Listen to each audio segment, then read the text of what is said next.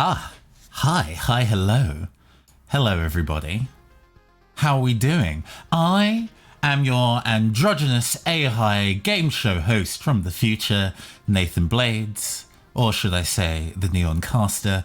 Thank you so much for joining us once again for another session of Casual Caster, where we just vibe and play some video games, and I hang out with y'all. It has been a hot second since I last streamed. I was doing some art streaming, I guess, now about 2 weeks ago, alongside playing some Dungeons & Dragons Chronicle of Mystara.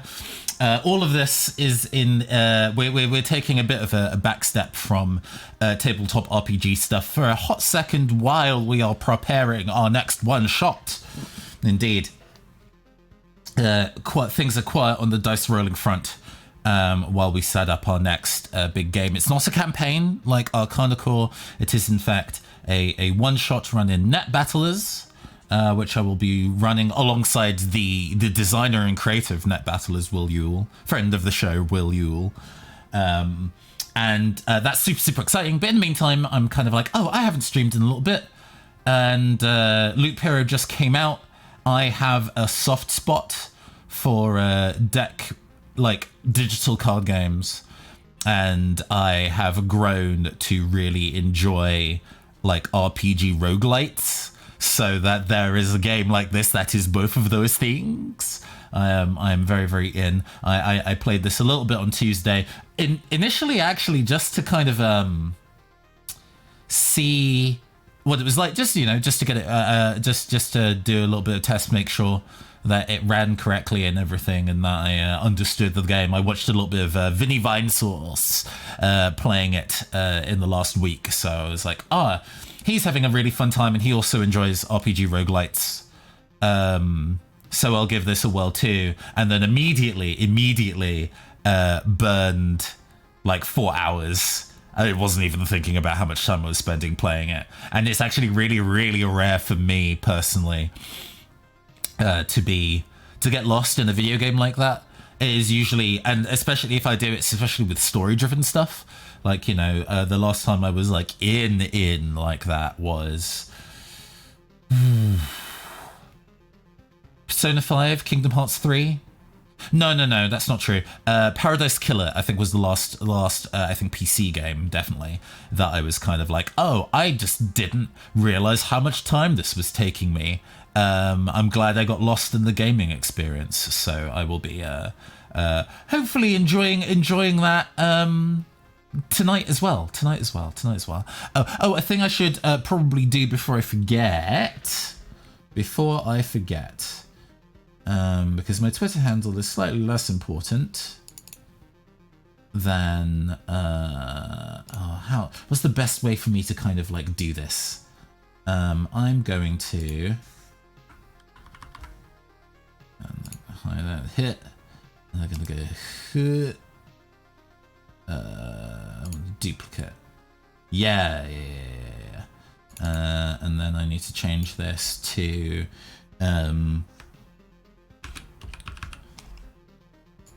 suggestions. Okay.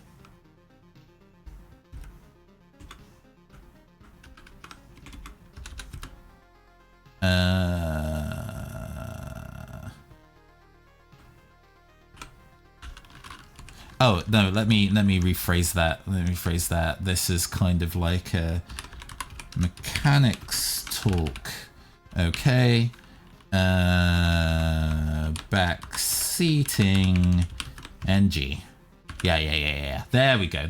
Fantastic. Because I don't know whether this will actually ever come up at all. Because I mean I don't tend to play like super complicated video games to the internet very, very often. Or at least games that specifically have a degree of the public being able to maybe see things I don't.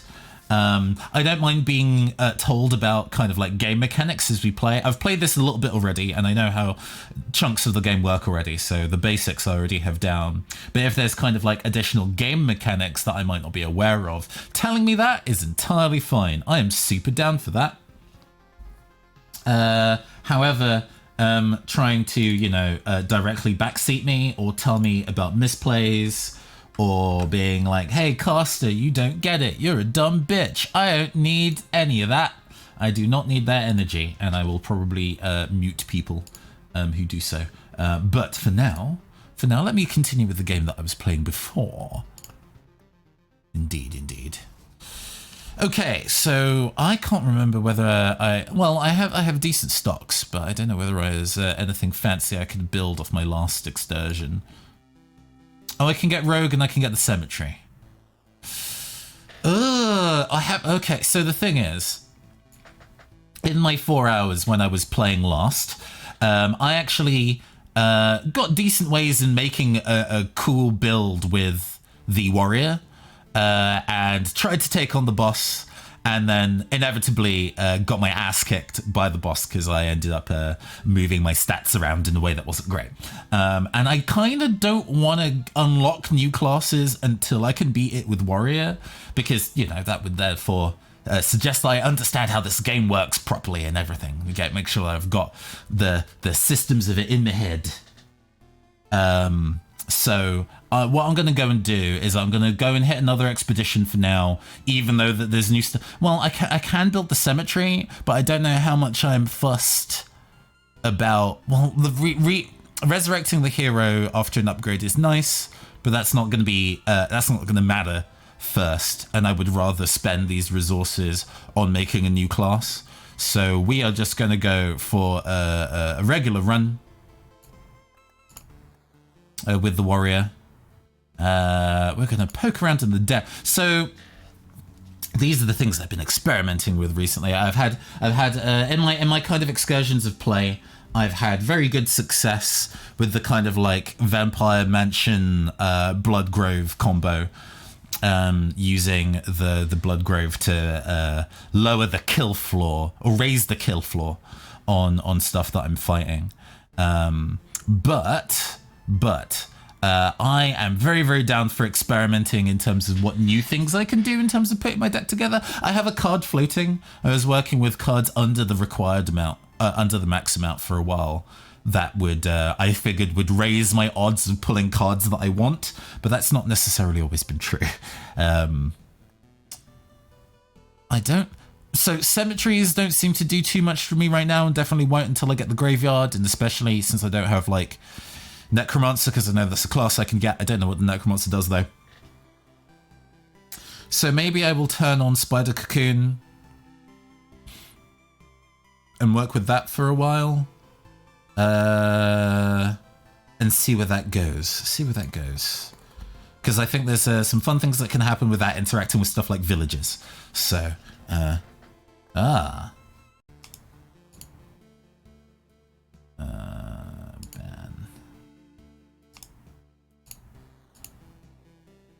Yep, none of that. Okay, fantastic. Cool. Let's go and rock with this then. Let's go. Let's see how we do.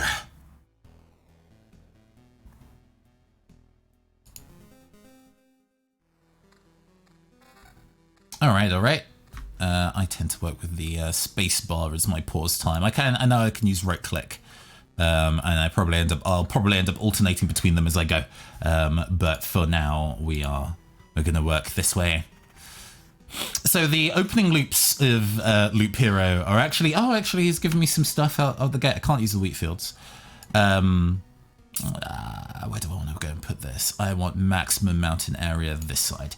The opening loops of Loop Hero are very, very quiet, as it were. Not a whole lot goes on. While we're still trying to get our bits and pieces, we want to put a blood field immediately next to our starting point. Yeah, things stay relatively unspicy until we unlock interesting stuff in subsequent loops. Although I seem to be getting some things off the bat. At least a sword magic damage. Okay, that's fine.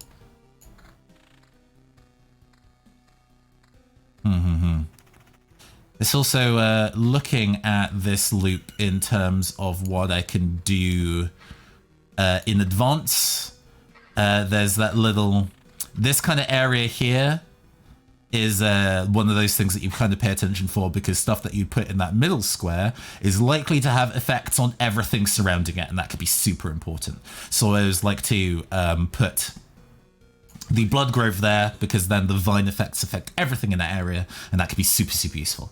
For now, then, I'm going to put a vampire mention there in advance for when I'm going to do stuff with that later.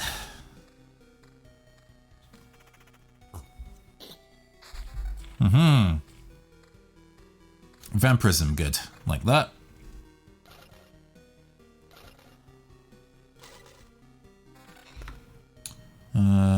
Evasion is also very good. We love evasion. We love evasion. 18% evasion off the bat. I am into it. Fantastic.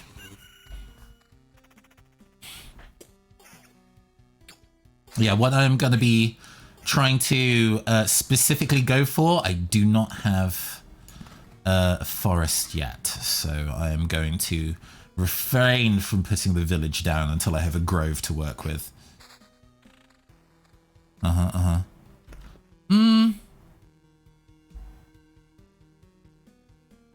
No, it's fine. No, it's fine. I will put the spider here.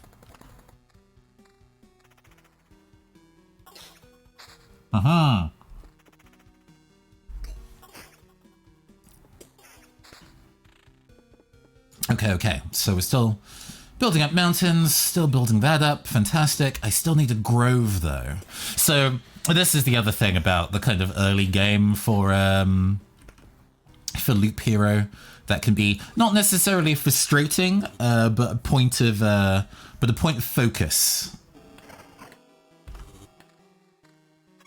is how these opening bits go in terms of the stuff we get. Well, there's defense, that's fine. I want the attack speed.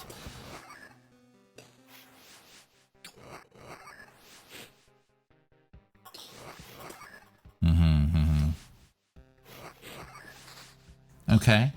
On opening loops, this isn't too scary, because none of them really do that much damage. It's on the subsequent loops that this could become a threat. But the warrior is really good about dealing with multiple threats by himself, so...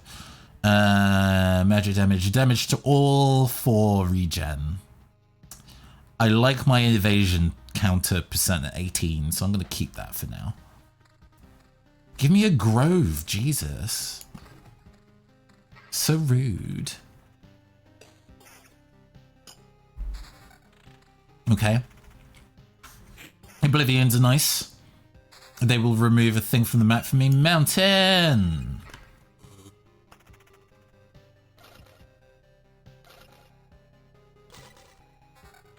Okay. No evasion on it, but magic damage and damage to all. I will hold out for something better. I will hold out for something shinier. Especially since I don't have the grove that I'm looking for yet.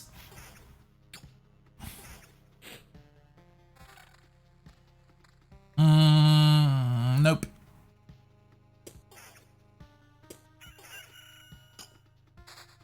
Oh, man. I mean, meadows are nice for getting this additional health regen, but... Ring, regen. Nope, that's fine. So spiders attack super fast and they're really annoying, but because they attack super fast, they're essentially rolling on my evade chance several times. So you end up actually dodging a lot of their stuff, which is nice. If I play another rock, I'm going to get goblins, and I don't really want to fuck with goblins yet. Oh, come on. I'm begging you for a grove.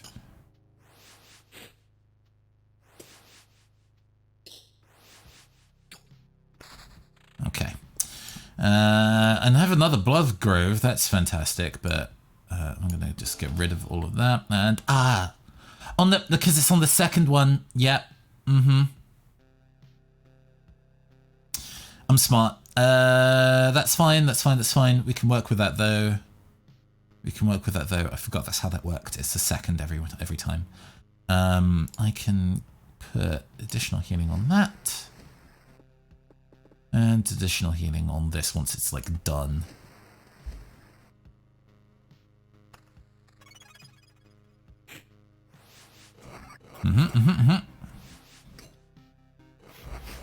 So far, so good. Love it that he's targeting the vampire first. It's what we want to see. Ah, direct upgrade. Fantastic.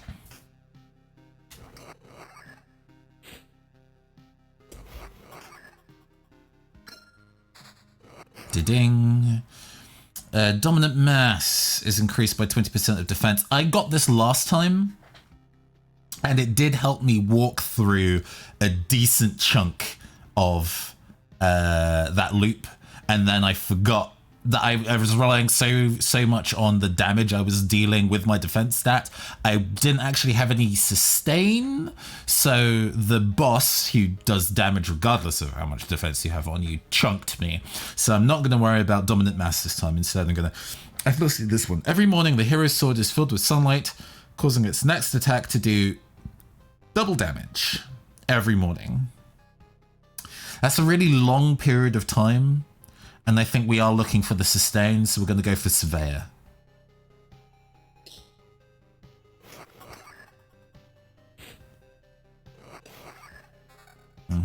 A level 4 ring. Counter. That raises my counter chance by a lot. My attack speed isn't actually especially interesting yet, so...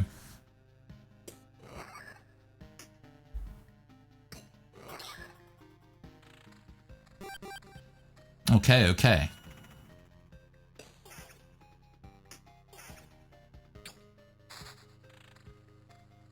Oh, one thing I want to do is can put this here, and then hopefully that will dissuade the spiders from spamming this area too much. What I want to do is a gazagar. Continuing with the meadows. Ah, we have this now, so I can do that. Excellent. I should start remembering to put them there.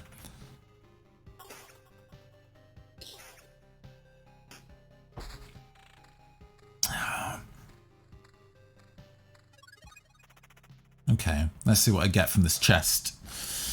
And then I will reorganize my... We're working on high counter percentage. We're now moving away... Well, I really don't want to move away from evasion that much. It's my weapon that's giving me evasion too. On this kind of initial loop, it's maybe not as much of a big deal. Maybe I can build back into evasion and vamp, because I have like no vamp. I have a teeny tiny amount of vampirism, so we're just gonna turn that all into counter to raise my damage output, my DPS, and see how we go from there. Because if I'm hitting these boys real hard, then it doesn't matter so much.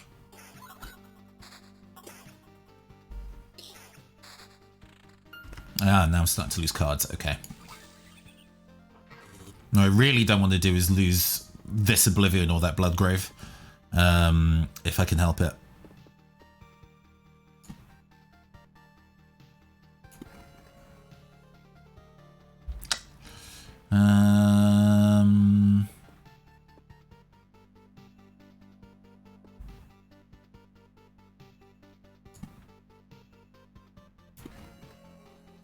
Yeah, keep this area unlocked because I want to keep this area relatively clean. And then I can put spider here. Yes. I get the heal. Bandit is no big deal. Hey, Bryn, good evening. I hope you are having a fantastic day. I enjoy Loop Hero a hell of a lot. So I'm in, finally. Right, we can work with this. So we're going to be putting that down. We're going to be putting the Bloodgrave here. Fantastic. Yes, you can tell I already like this game because I've got enthusiasm when I draw the card that I need, which is what I like about digital card games, is that they share the same energy as real card games. When you pull the card you want, you're like, yeah.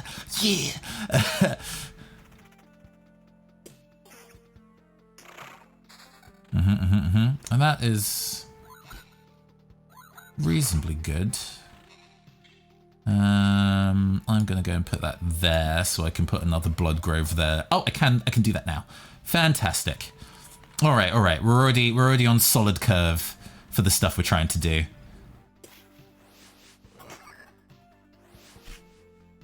I wish he wasn't trying to target the... Okay, he's not. Thank God.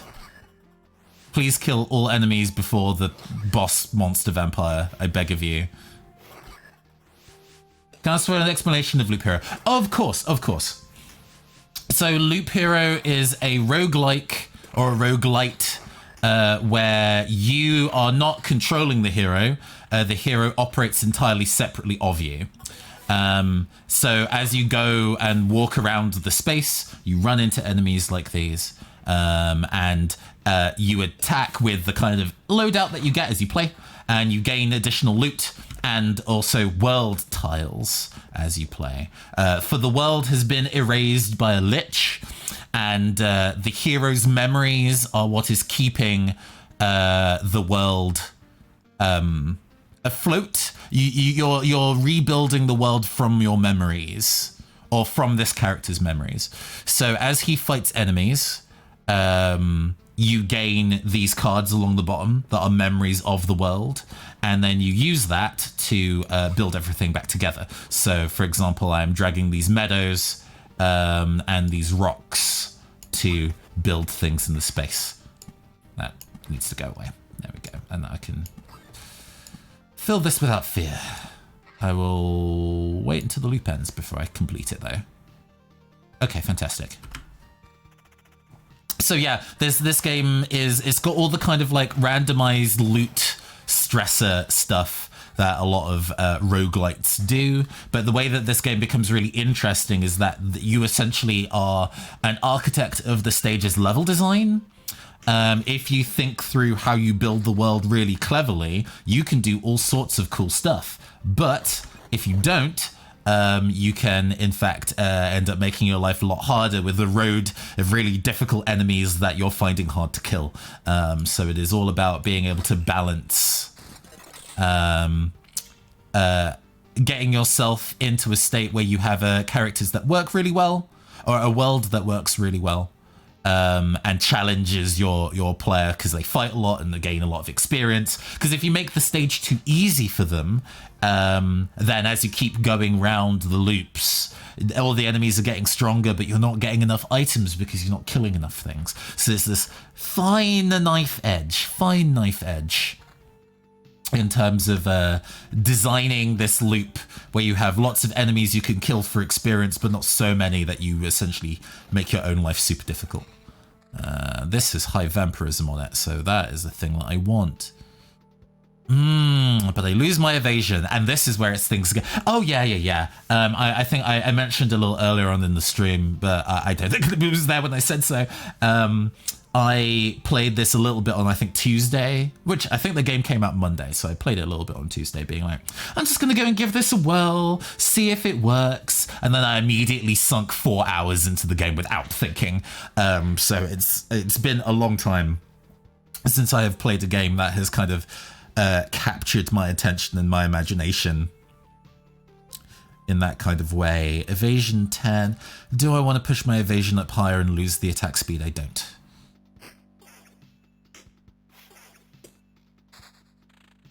Some bits and pieces of it can be a little bit, how to describe, Marmite. Like, not everybody is a huge fan of how the graphics work in this game. The kind of pixel art style is not to everybody's taste. But I do enjoy how this game is put together.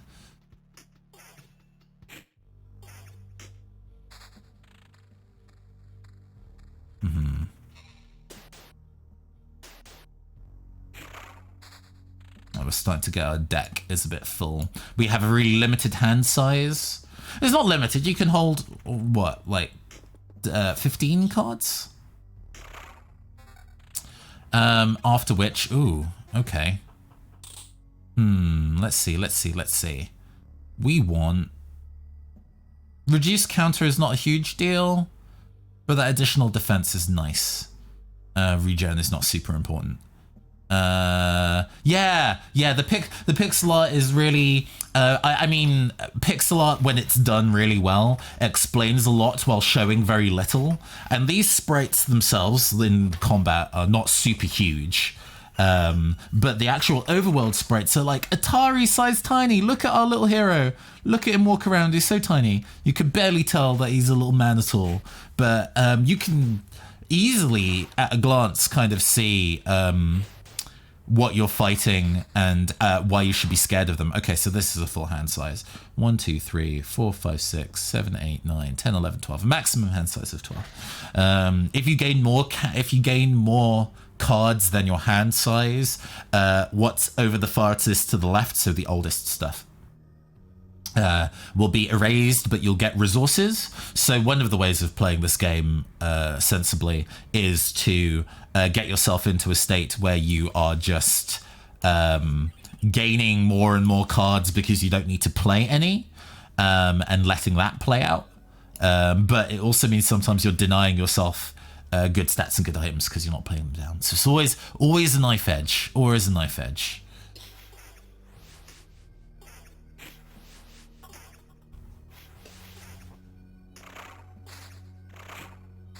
Oh, so many vampire mentions, and I do not need them.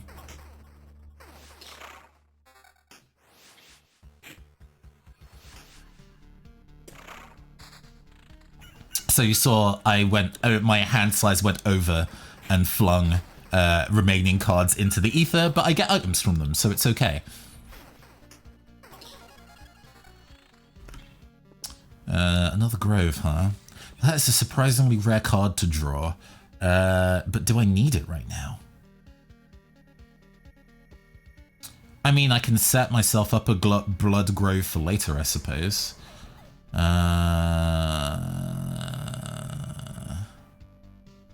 already got the spiders there. Fantastic. All right. Yeah, at this stage, we're kind of just coasting until we get spicier items. My current item loadout is not especially exciting, so I'm waiting until I get things with some good stats. With the items being entirely randomized, you're never quite sure what kind of items you're going to be getting, but you still can play with a build in mind. Yeah, go away. Ooh, a level 7 sword with 10% evasion on it. Don't mind if I do. Thank you. Oh, big ring with vampirism and evasion. The evasion is only 1% worse though, so we'll take that. Counter chance I don't care about.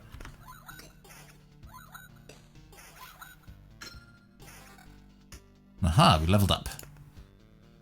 Somersault. When you dodge, you counterattack. That's very good. We like that. Getting your cards back when you play them. I don't know whether that's good yet or not. I've not found it to be super useful. There's very few cards that I'm super eager to play twice, aside from maybe Meadows. And even then, I have a handful of Meadows right now that I can't really sensibly play. Supplies. The hero leaves 10% of his findings at a camp when passing through a campfire tile. So all these loops that you're doing is gathering of resources to take back to your base. And if you die, then you have to leave 60% of your resources behind.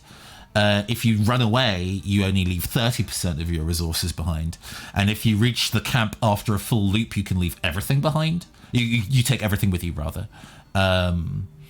So this supplies means that there is always a bank of stuff that is going away. So this is really good for grinding, because it means that no matter what the outcome is, I'll always actually end up going back home with more stuff than expected. But at this stage, Somersault is really nice. I'm trying to push up evasion as high as I can. So dealing bonus damage on evasion is actually going to be really spicy. So we're going to go for that. Ooh. Okay, fantastic. Bloodgrove, thank you. I needed that.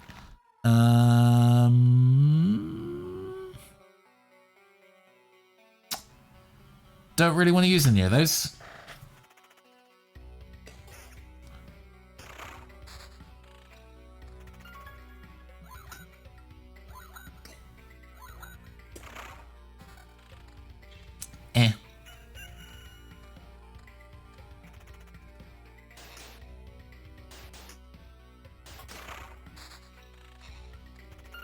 Ah, another field. I can probably use that, actually. Let's put that down.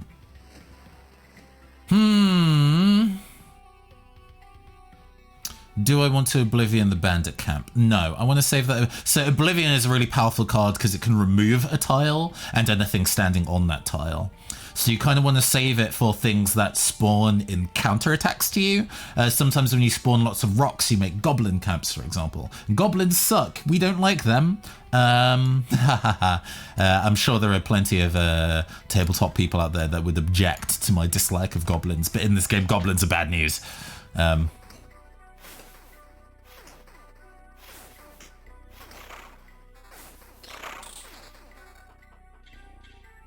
Defense. Don't like either of those.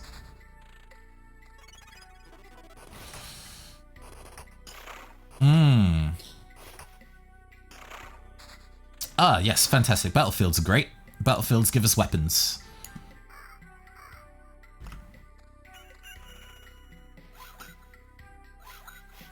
Oh, so harpies have really high evasion. There is no accuracy stat in this game, just evasion. Making enemies with high evasion really scary because they are there's nothing that makes them easier to actually land hits on. Oh man, I just realized that I'm currently 15% vampirism and 25% of it. I can hold out. I'm not in danger of dying. Golems like that are actually bad news, so ooh, I lost an Oblivion. Ah, I'm getting more cards than I know what to do with right now. That's bad.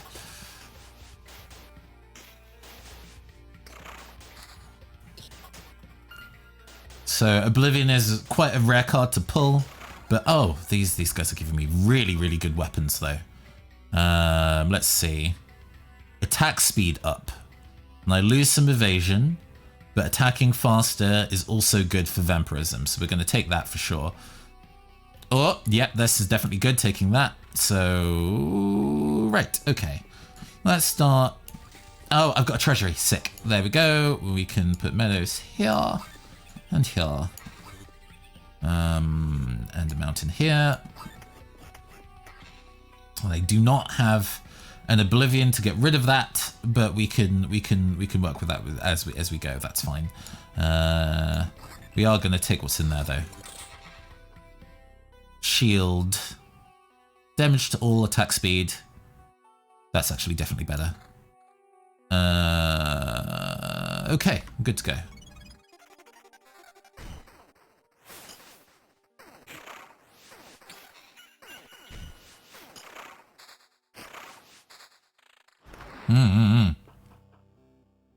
Goblin camps are really annoying. They can... they spawn enemies at a really, really quick rate, making them kind of hard to deal with sometimes. But I might find a way to be able to make it to my advantage. Yes, in fact. Let's... Thinking of the best way to make this work. I can only really cover this side or that side. The before the village is more annoying to fight enemies on. We'll see where these spawn, actually.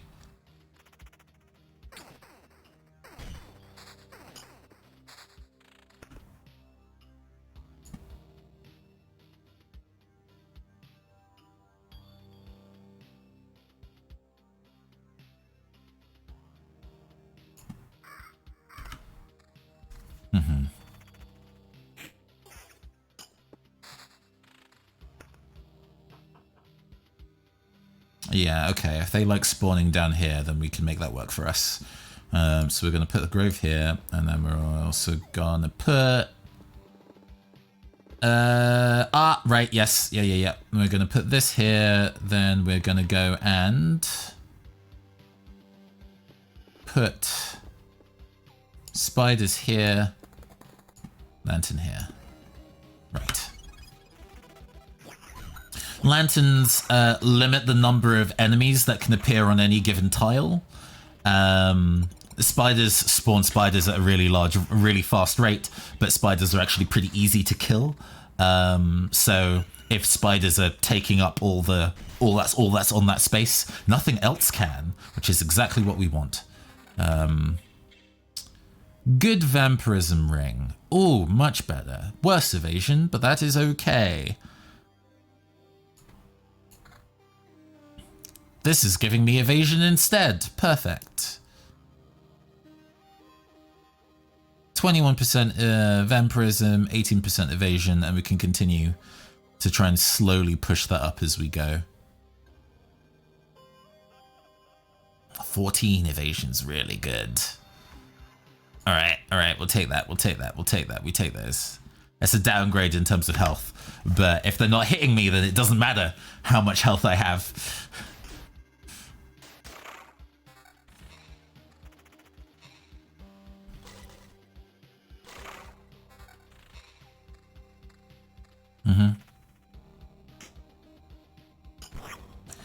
Yeah, it's interesting. Part of this is because I have watched Vinny Vinesauce play a little bit of this already. So there's some kind of early hurdles that I learned through his mistakes, but there's something about the interaction between all the tools in this that tickle my brain in a kind of like, oh, this is like playing Magic the Gathering, and I really understand how card interactions work in that, and then I can carry over my understandings in those kind of games over into this. So there's lots of tiny moving parts. That's fine. I haven't screwed myself over. There's lots of tiny moving parts that the game is very eager to not tell you about. But in the long run, you can do really cool stuff with it once you kind of know what it's trying to do for you.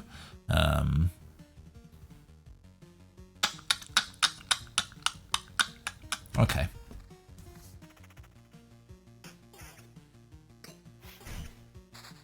Oh, and Oblivion. Fantastic.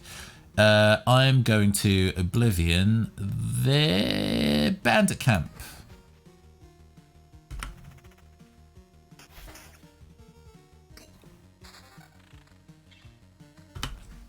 Is that shield better? Yes, that is a big spike to attack speed. So now we're getting 12% vampirism. That went down. Nah, I guess I removed some vamp off the previous. Evasion is 23, which is pretty good. I like that. Because the way that we've built our character, the more that we dodge, the more we can counterattack. So high evasion is absolutely key.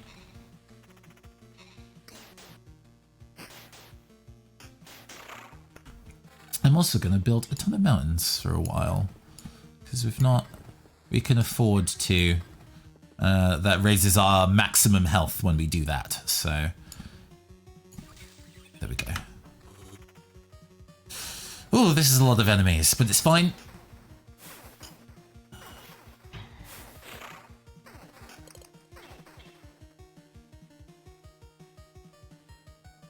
No.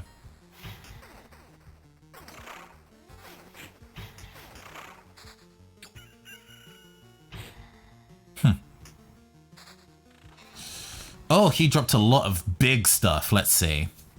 12% bump to vampirism's excellent. We take those. Counter, I don't really care about. That's a drop in evasion, and I'm not too fussed about that. The 8% evasion there is okay, but I think the vamp is better. Okay, alright, we're doing okay. We're doing alright. This all makes sense so far. Counter chance, don't need it.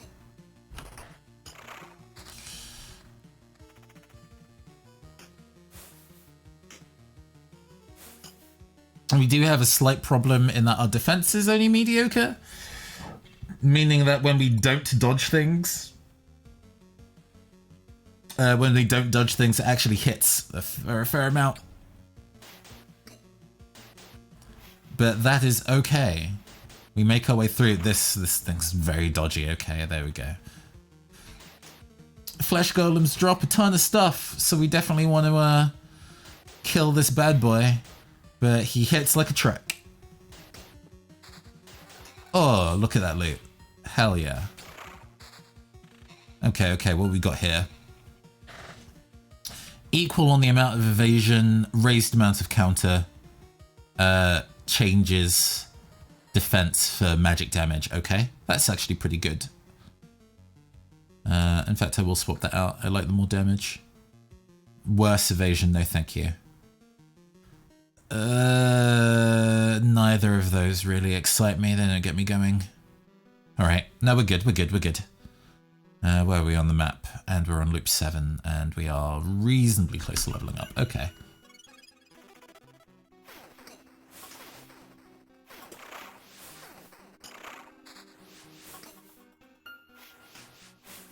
Yeah, we're in good stead at this point. We are oh man, 28% attack speed's real cool. I don't have any attack speed right now, but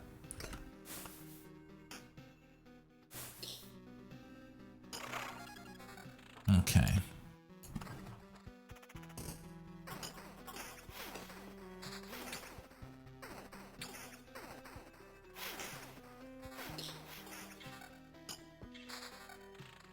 Beacons could be useful.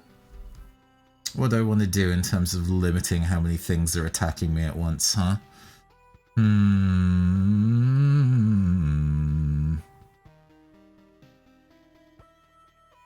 Oh yes, I need to start putting things around my camp. So when the boss spawns, the boss will eventually show up when this bar reaches its maximum. And is a big fan of summoning a lot of annoying things around you in order to kind of, you know, try and kill you. And that's a pain. We don't like that. So part of our game plan is to build a bunch of stuff near home base so we don't get overrun.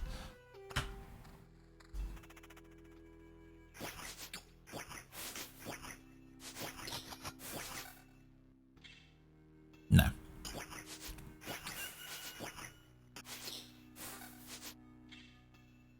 Nope.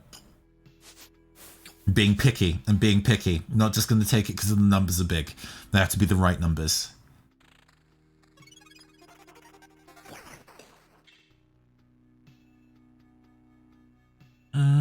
Evasion's more important.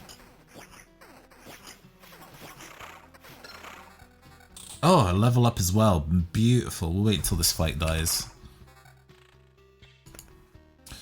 Blissful Ignorance. Deals you a full hand of Oblivion cards from now on using Oblivion.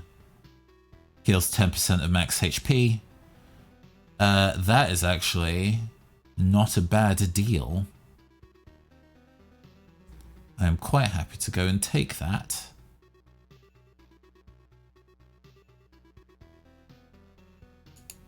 I have to take this too, actually.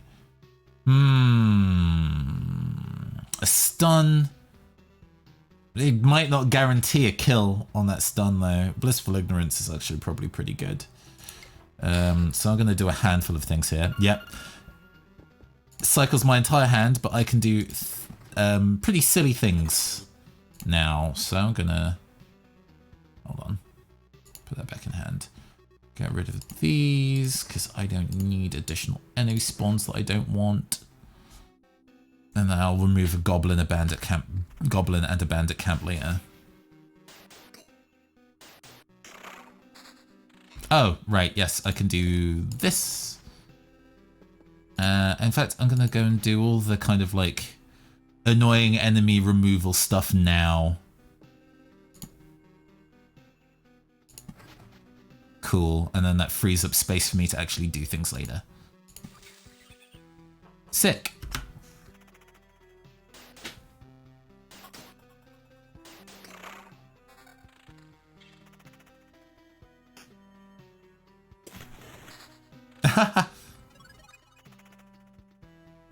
I'm waiting for rocks or mountains, preferably mountains. I mean, battlefield's fine. We take those. We can do that. Groves. Well, we're going to start wanting to block out.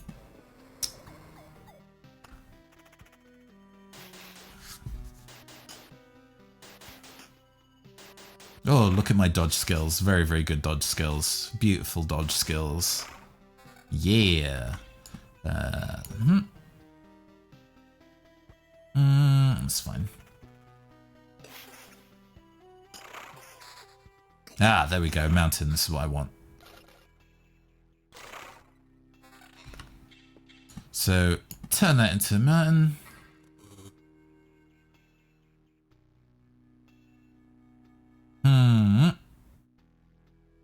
Can I do this multiple times? I can do this multiple times.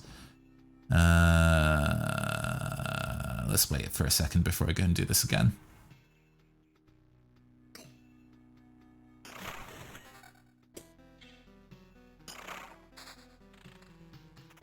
Oh, I'm going to start, well, I'm going to lose one of my oblivions because my hand size is full, but... Oh, lucky I didn't, okay. And then I turn that back into a mountain. And then I erase it again. And then I turn it back into a mountain. These are the kind of Magic the Gathering bullshit recursion techniques that I enjoy that this game lets me do.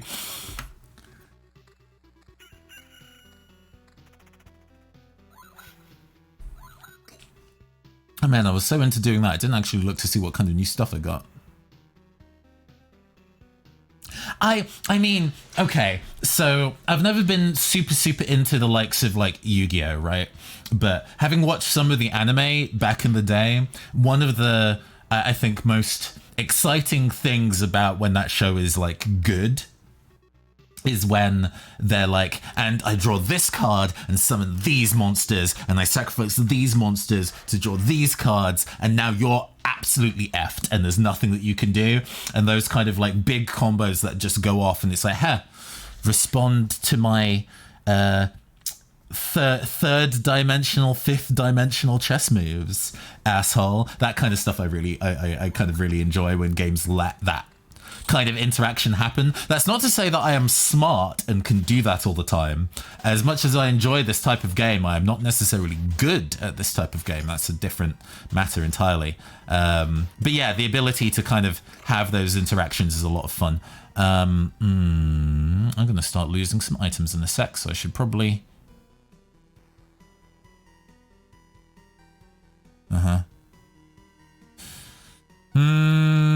No.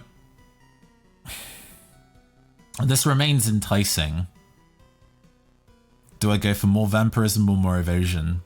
More evasion is, I think, largely more sensible across the board. So we'll be doing that. Meadow. Battlefield.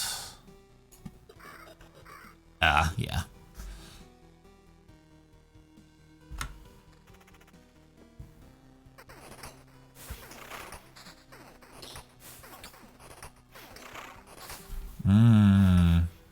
These are giving me lots of items that I don't want.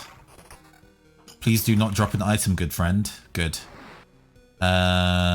This gives me the opportunity to do this. And this. And a goblin camp manifested. But that's fine, because I can just erase it. Heck yeah.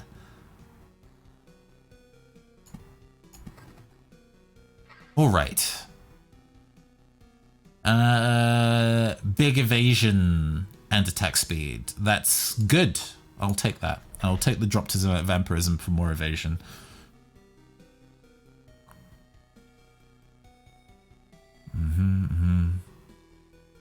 30 to bring this up by... Drop that by 9 to bring that up by 15 is an exchange that is worth doing. Hold on, what's the damage like on it? It's better. Okay.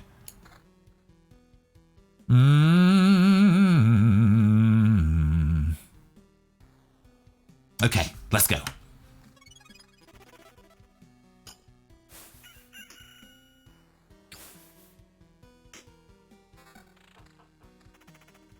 Because we're now in a position where I have to start thinking about, because our little like track in the top left is very, very close to filling. This one up here. And then when it fills, the boss will appear, and then we have to go fight him. And that could be a rough time. You need to be very prepared. You need to be very, very prepared. Oh, you gotta go. Yes, have a fantastic evening. And thanks for hanging. I really do like this game a lot, even in my short time of having tried it out. So hopefully, if you do give it a whirl, you'll enjoy it too. I don't want to fill my hand out yet. So we're going to go and do this.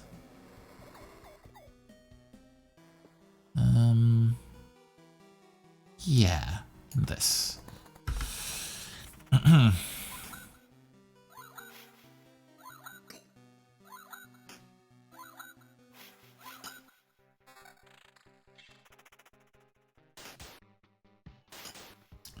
Gosh, at this point, I am actually really, really looking for tiles that I can use to fill up my space a bit better. We might be able to work with that. That's good. Yep. Boss has manifested, but I can destroy the things that it's trying to come at me with, which I will save some of these for. Oh,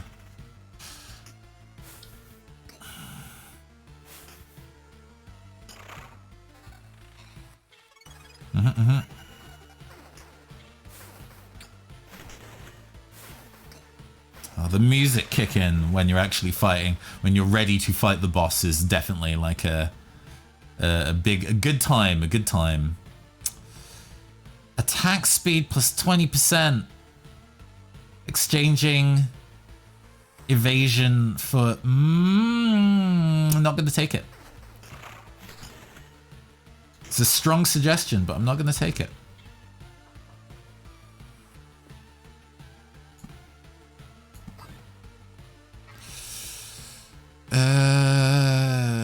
Evasion plus 10%.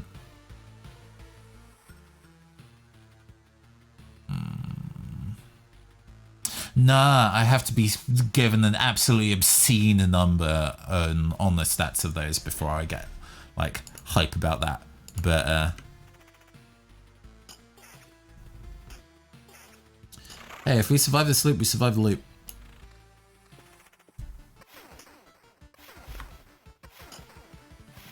I might lose some of my oblivions depending on what these guys drop.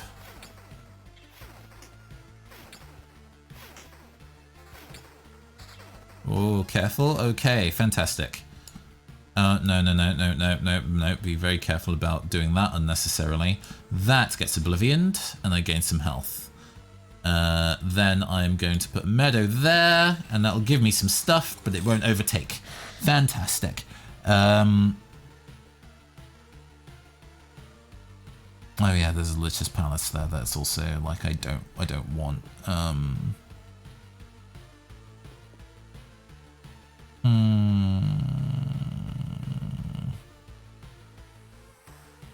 Then this is just about giving myself all the kind of benefits I can get in terms of additional.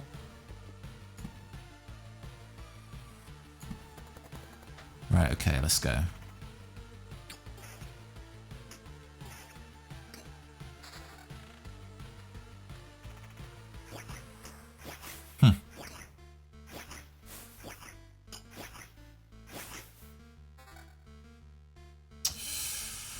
Ooh, no, it's fine.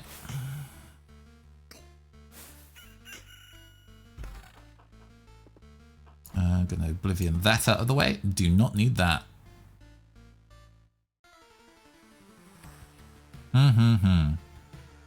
Do I want to put a village down to go and fill up that space? Maybe.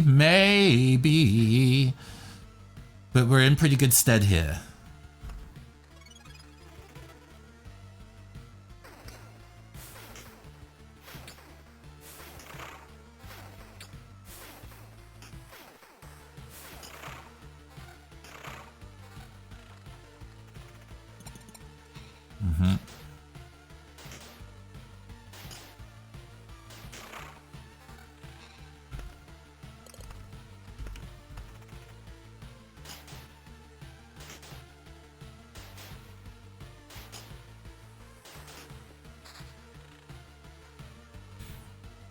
Okay. Do I fight the boss? Do I fight the boss? Is now the big question. Because I actually these stable metal is actually quite hard to get hold of, and I've taken a full stack, so I think I'm going to be probably pretty greedy and specifically, yeah, I'm going to retreat and keep all my stuff. Ha ha ha ha. Okay, we're good. Right, let's build some stuff, because I know I definitely can afford things now. Supply depot. Unlocks the supply feature. From now on, you'll start to find useful artifacts. Yes.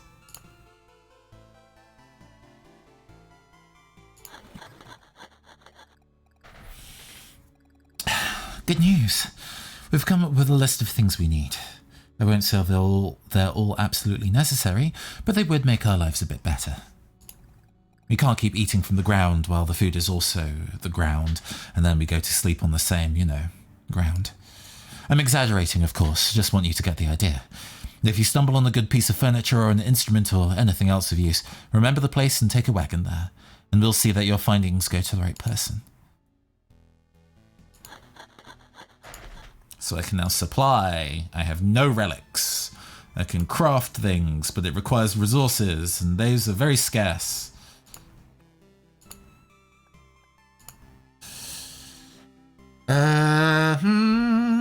Can I still build the rogue? I still can build the rogue base.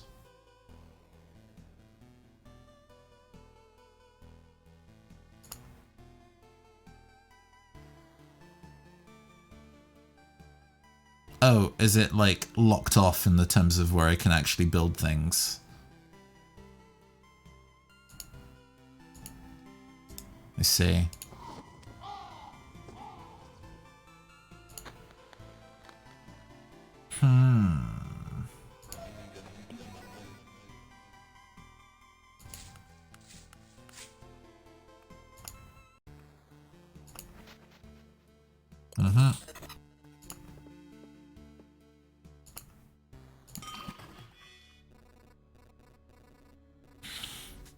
Yeah. There is exile even in exile, hero. Don't be hard on the lost souls who have found their salvation in wine and gambling. Sit down instead and pick yourself a poison to drink. That's not why I'm here. It's so strange. This place and its surroundings, they are familiar to me. Now we're talking. So, did you make your living off the road?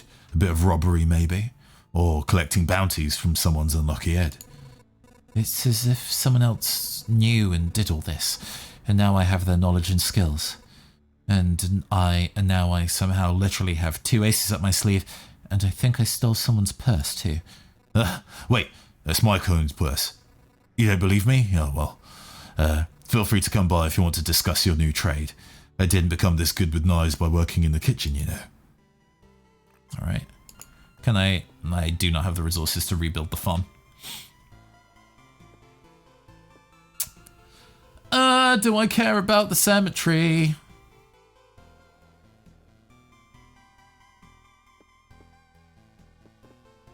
Maybe I do.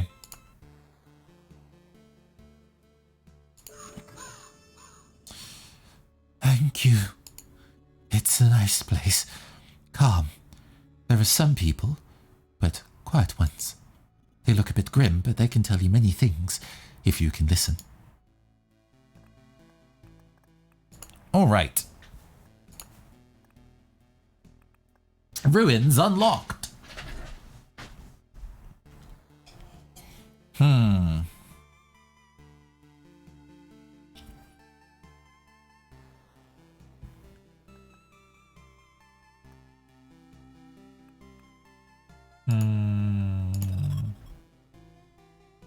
Let's experiment with that for a while, shall we?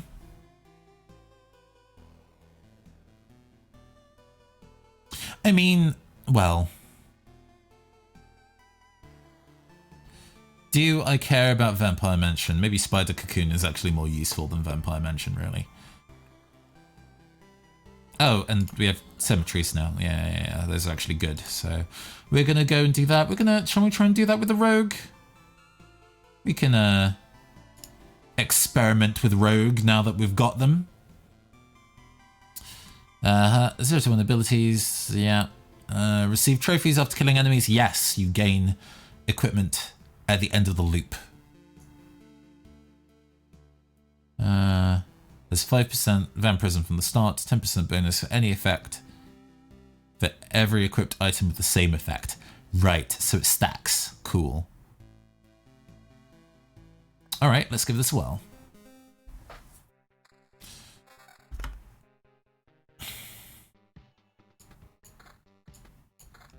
No shield, but boot.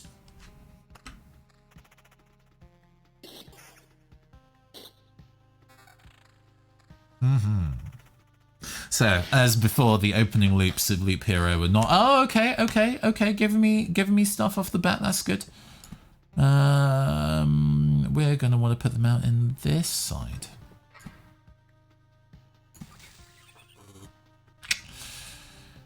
Where do I want to put the spider cocoon?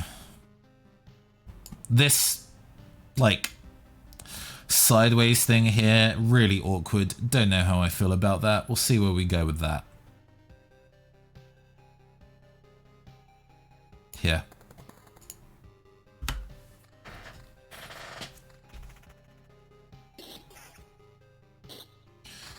Ooh, that's very good. Okay.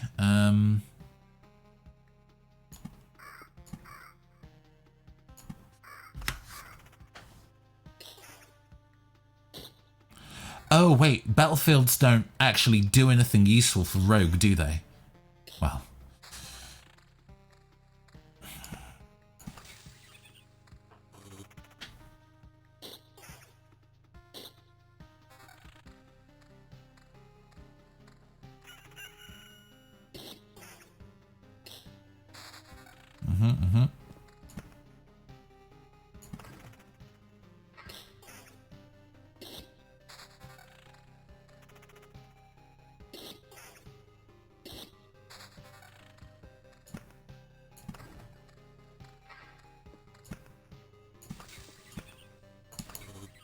Cool.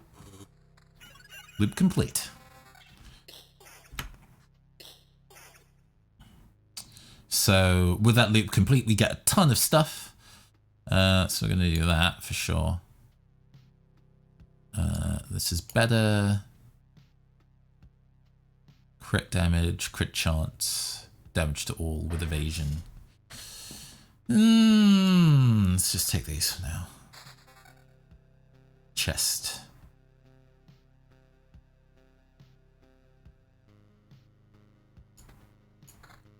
Sure.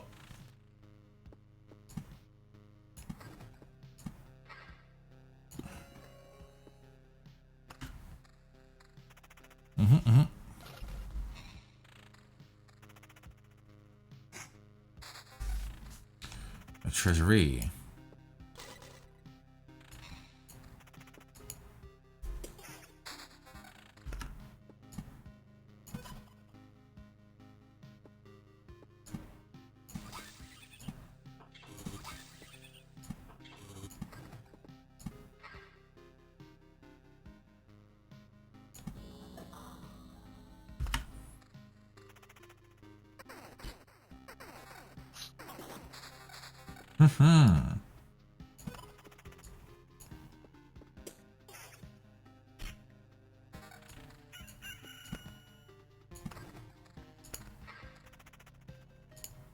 Oh, gosh.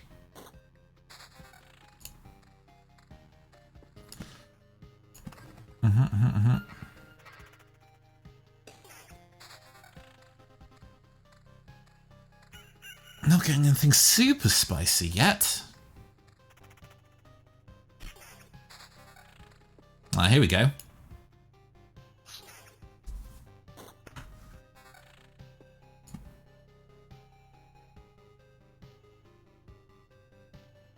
Yes.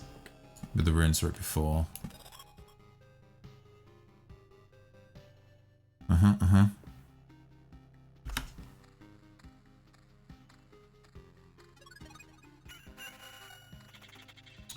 new stuff. Evasion, crit damage. More evasion, please.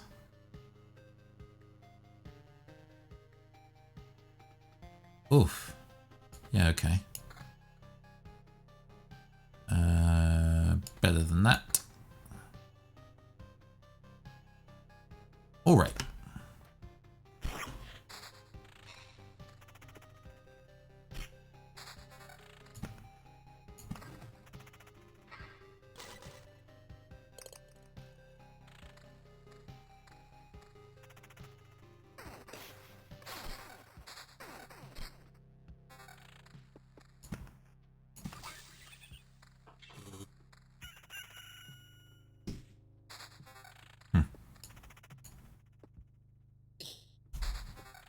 Oh, now you're giving me the stuff. Now you're giving me the goods.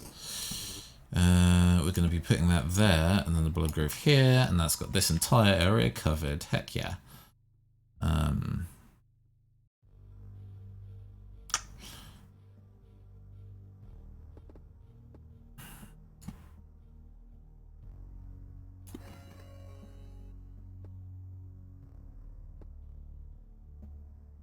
I'm in position to oblivion things when one appears. Yeah, no, absolutely not there. Thank you.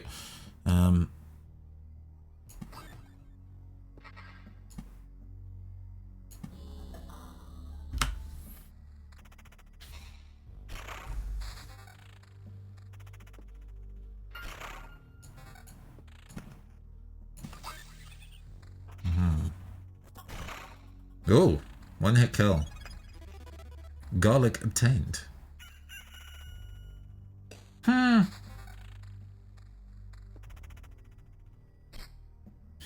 guess now that I've got this kind of stuff going, we can start building those forests in advance to turn them into kind of blood grove corners.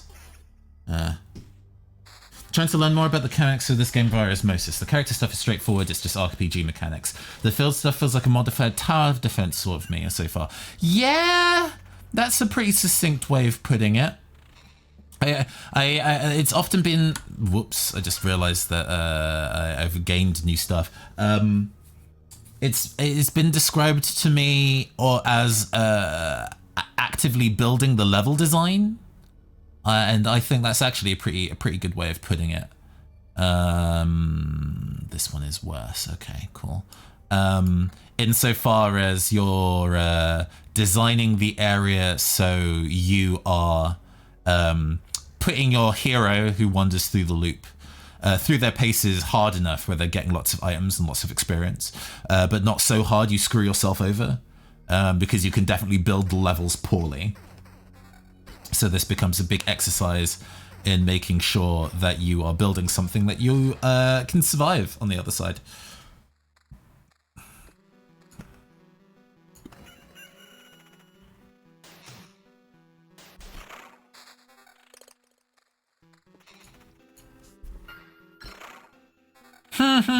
Game about learning to be a good GM.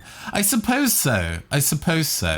My general style of playing tabletop RPGs usually means that I am not maybe as adversarial as the average like D&D player might be, but there is definitely that energy of making an area designed to be difficult, but not so difficult, for sure. Yeah, this is definitely a reasonable replace. I definitely want picky. So, like all good roguelikes, when you level up, you're given a selection of options to work with in terms of how you can spec your character into being a bit more powerful. And picky gives you fewer items per loop, but those items are of better quality, and we definitely want that. We definitely want that.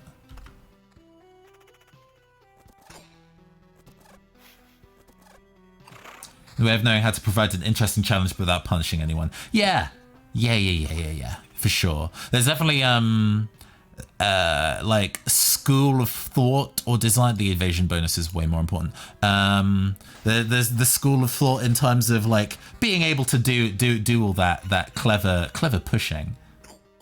and getting that in a way that feels really natural. I must say, encounter design is a personal weakness of mine. I'm very, very bad at thinking through what a good fight would be or look like. But I'm very good at kind of like puzzle and mystery design. Which is, you know, one of the things you gain out of playing a lot and playing with lots of people, is getting you to kind of think outside the box or learn new ways of thinking about how you run a tabletop RPGs. You know, when you might not necessarily consider yourself being good at designing encounters, but then when you play with other people who are very good at designing encounters, you might get yourself some ideas. Defense and attack speed. I mean, attack speed is definitely what this character really wants. Crit chance is something that is also fun to mess with, I think, with this character, but I am prioritizing it somewhat less. We'll see. We'll see as we continue to get spicier items.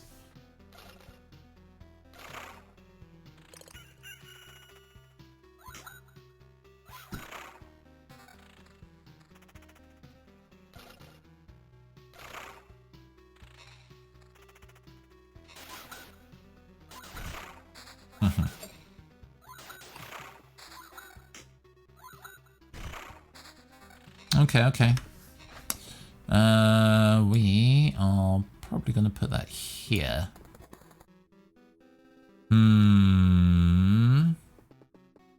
It's fine. I'm going to go over the process of continuing to 3, 4, 5. Okay, we can put another 5 down. Holding on to that. The cemetery is still useful.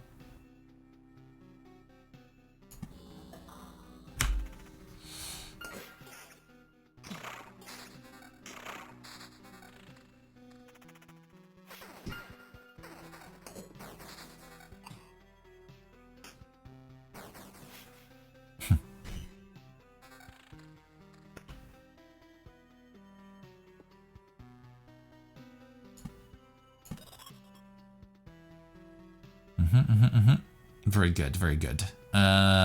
Spider time. That was cool.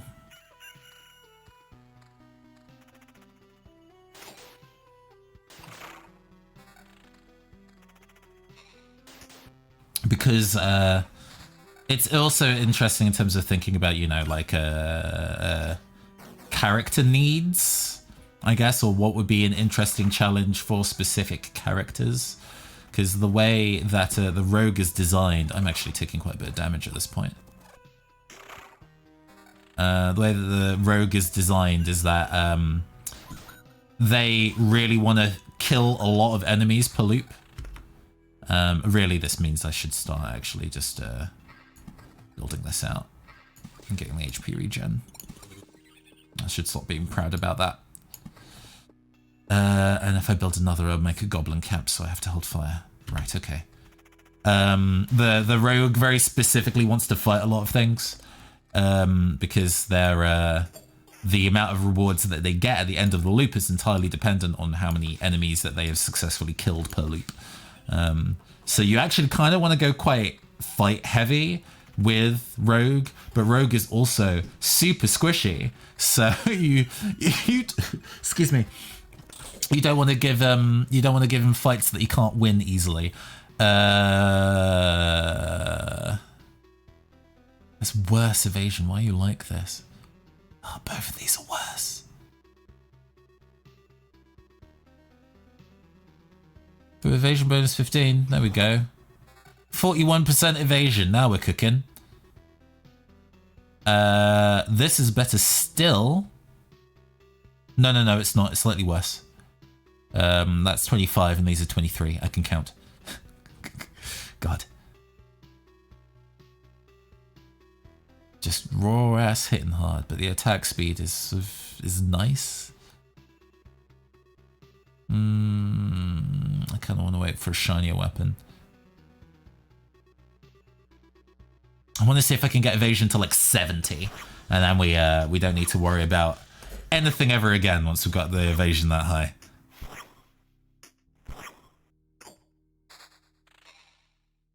Right.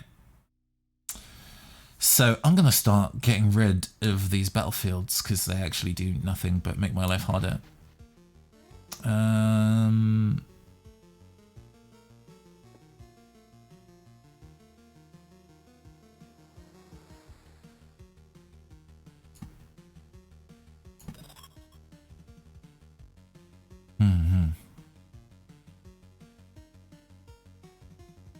Okay.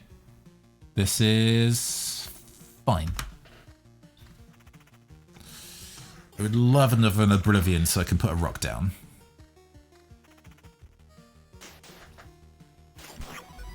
Or actually, torch towers. That would also be fantastic.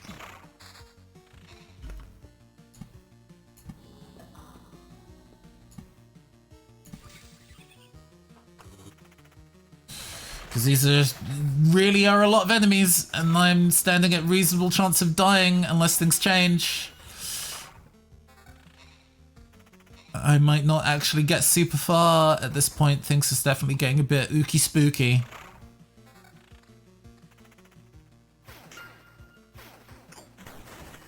Ooh, that's a big hit. If I survive this fight, I think we'll be in okay stead, but... Oh my god. Ugh, terrifying.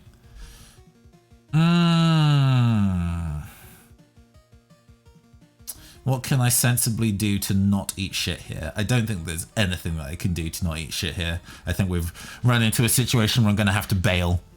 What happens if I flee? I lose the garlic. Boo. If I lose the garlic anyway, I'm just going to stay, because that's the only interesting thing that I'm pulling back from this right now. I just built the deck wrong. 5% vampirism is very, very bad. It needs to be much higher. Ooh! Ooh. Every 10% lost HP. Well, I am working on absolutely nothing, but I think what I'm going to do is take Blissful Ignorance and get rid of a bunch of things that were making my life harder. And with them, restore all of my lost health.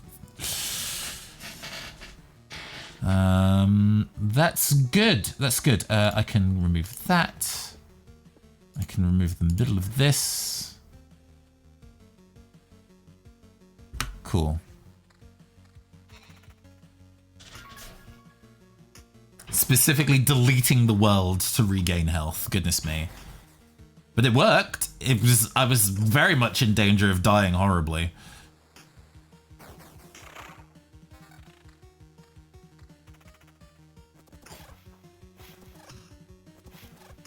I might still actually be in the danger of dying horribly, depending. Oh my god, stop dodging.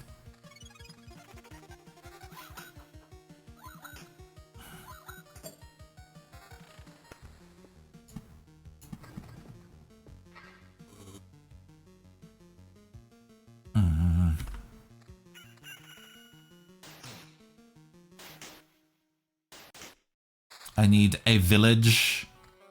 I beg of you, please give me a village.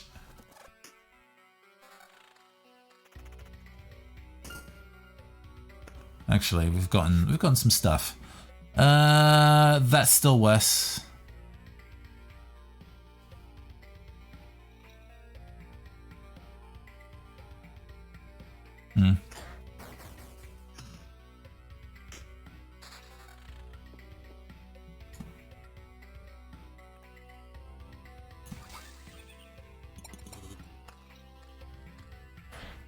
Yeah, we're not gonna... I did all that so I can kind of get my way back to camp without dying, and then I'm gonna probably, like, bail on this loop. Because the way that this has been built is not good. I don't think I got a very good opening hand, and yeah, I built the deck slightly incorrectly, so we will return. Alright, I can rebuild the farm, build it. Sick. In fact, I think that's a bigger farm than it was before. Hell yeah. Expedition. We do not need battlefield.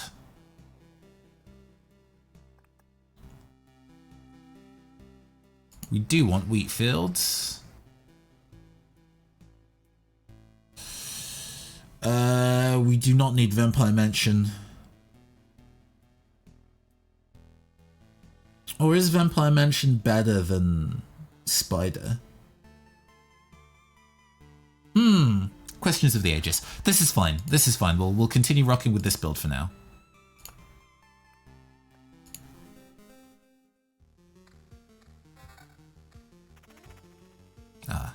We've gotten small things off the bat. How long we've been live for? An hour and a half. Okay. Excellent. That's really narrow. We'll be building our other things over there. We want plenty of these, but where to put them?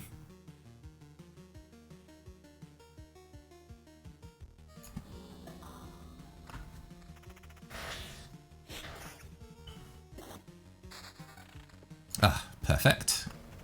We love it. Oh, not where I meant to put that, but that's fine. We haven't broken it. Fixed.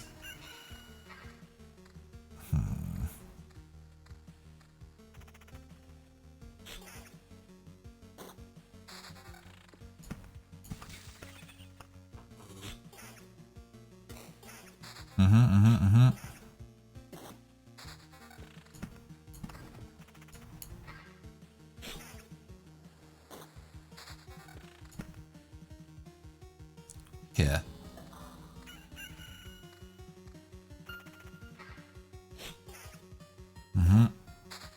Oh, that's a good sign.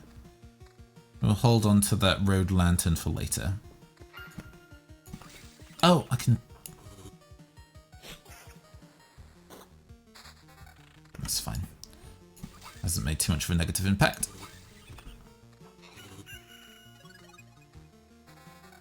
Okay, what we got here? Scimitar. Magic damage and crit chance. Or just raw damage. Raw damage is probably fine. Wait, is that just as good? Oh no, I didn't have any boots previously, that's why. This chest armor is better, marginally. Okay. Oh, it's what we like to see. We also love to see a village.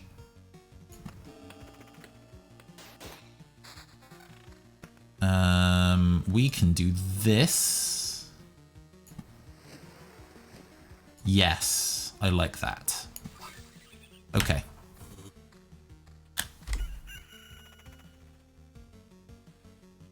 An awkward pause. There we go.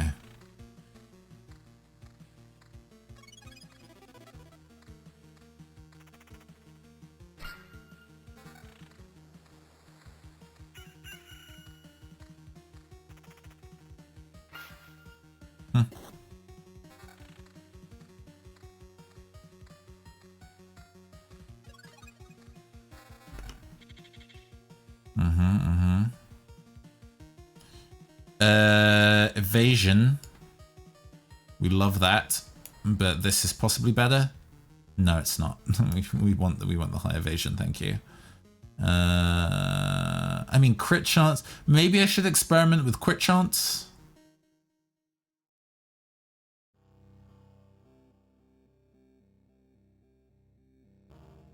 Who knows?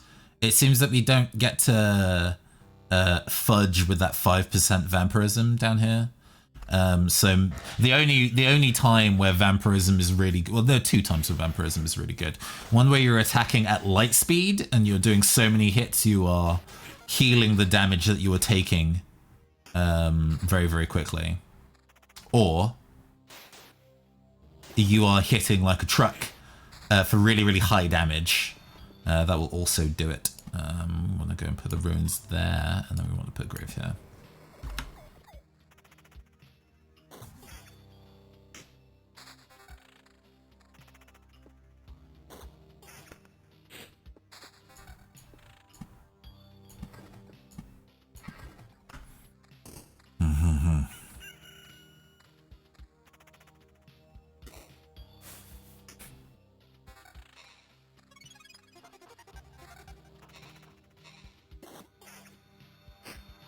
Oh, I got a scimitar out of that. A defense and attack speed better. Sick.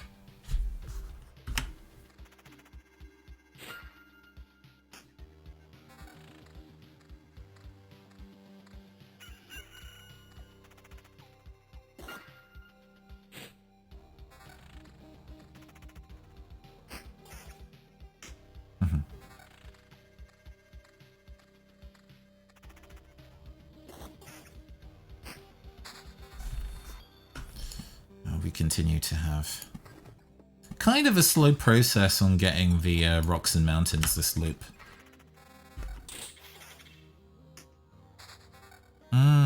Crit chance.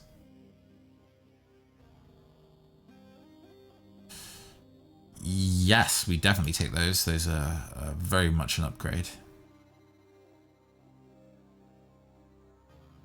We like our 24% increase in attack speed, so I don't really want to tank that.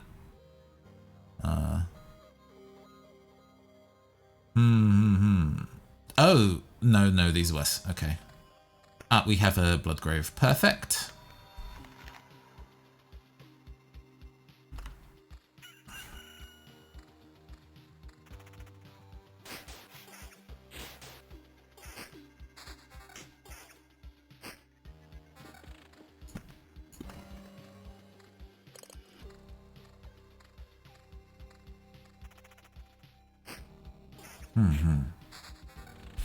All right. We are now in Gob Camp handling territory. Oh,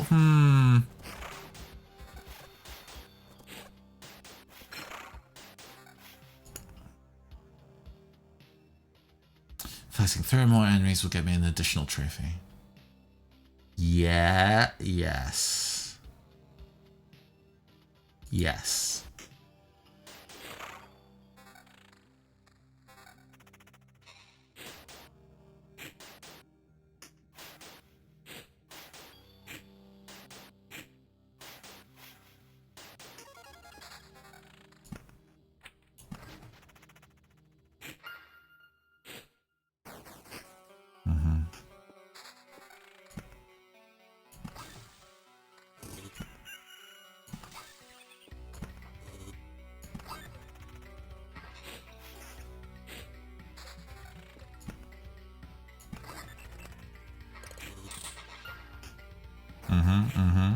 Okay, this is going smoothly.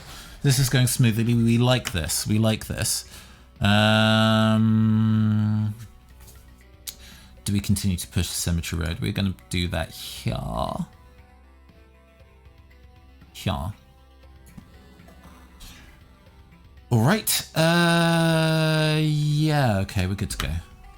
I would like ruins, please. I mean, really, I would just like more things to fight. I think we're actually on curve, really, for the green scimitar. Yeah, scimitar can be replaced. Crit damage is not really that much of a big deal. Yeah. Evasion bonus 10%. Yeah, best direct upgrade. We love that. This is currently 10. Pushing it to 15. Additional 5 would make that 34. 34 is pretty good. 1/3 of the time. 1/3 of the time.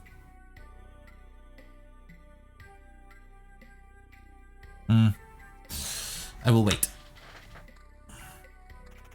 Huge bump in max HP seems like the best choice. Yeah.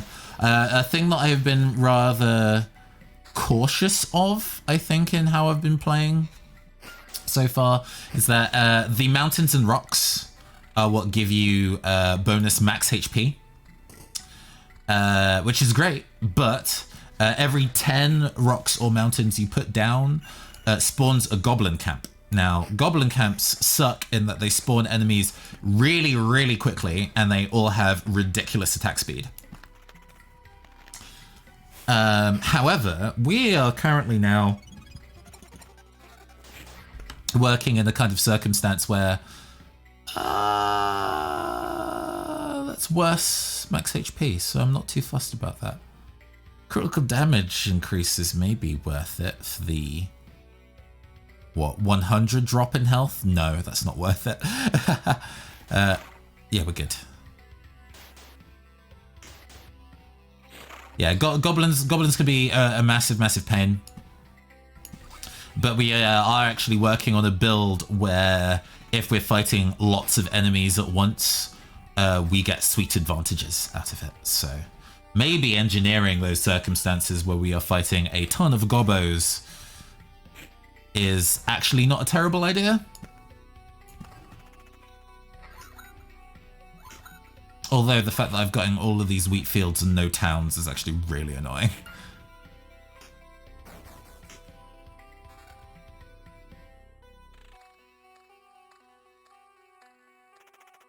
Trading wheat for sheep. I was never a huge fan of Catan. Let's see. Magic damage counter. No, that's not a big deal. Counter critical damage. Counter is kind of underwhelming because you have to take, that's counterattack when you are damaged. And as the squishy rogue, you do not want to be damaged at all. So it can be a bit of a hard sell. Oh, I'm glad that we have our 15% evasion boots back, because I was very torn over where I'd be wearing them in the last sleep, and I have a feeling I'm still not going to wear them. Do I trade out that scimitar even though the attack speed is not that great? Even though the attack speed's nice, rather. Yeah. Reduce the attack speed by 4% and deal more damage seems like worth it to me. Reasonable trade-off. It's not my favorite either, but I feel like the means are universal at this point. Yep.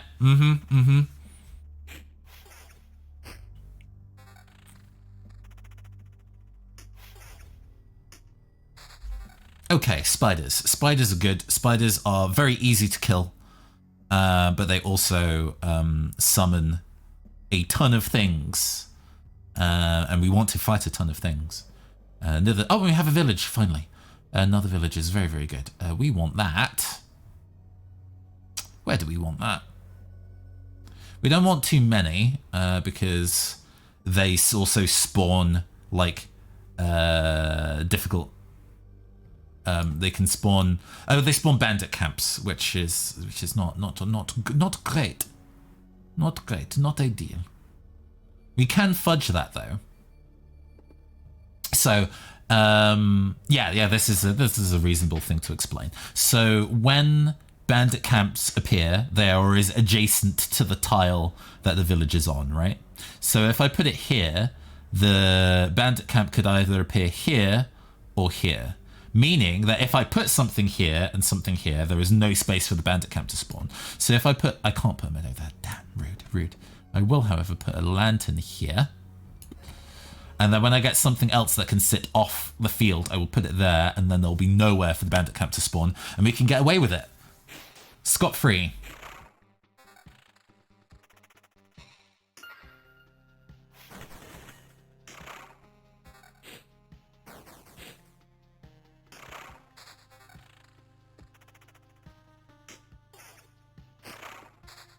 Ruins. Oh, we do want those. We want to put those there. Fantastic. Yes. I might put spider down there soon.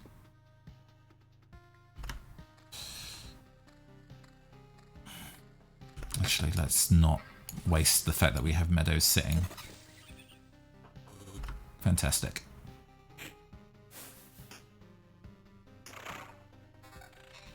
Bump to my health. It's not a very big bump, though.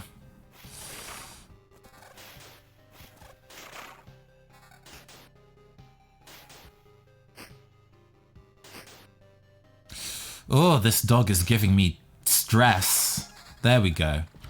Yeah, and we want to put a spider here.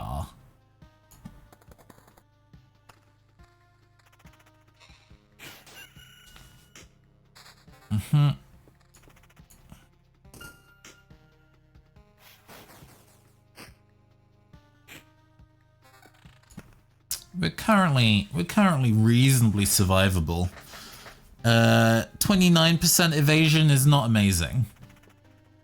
It is not a super thrilling amount of evasion, but we can potentially work with it. I'd like to put that to like 35, 40 if we can get there. Ruins. Don't want that right now. Or actually, where are we?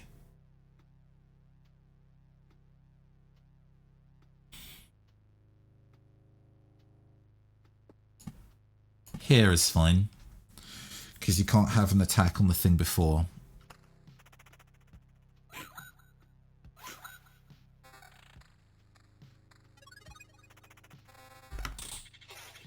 Okay.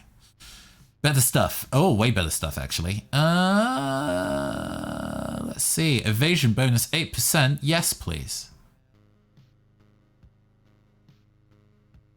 I will replace that scimitar. Ooh, attack speed plus 20% is actually also nice. Thinking. Evasion damage to all. Just 19% evasion is real good. We'll just do that. There we go. I like that. I like that build. Evasion bonus down by 1%, but my armor size goes way up, so we take those. Yeah.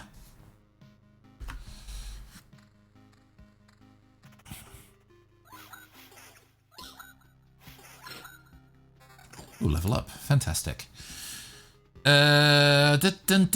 Chardar, the forest, means that it summons a familiar 75% of the time. Like that. It is pretty squishy and will die quite quick. But that is okay, because it is a target that isn't me. Ah! It can appear there as well. Rude. That's actually an issue, because if it starts summoning bandits there, that will be a bad time.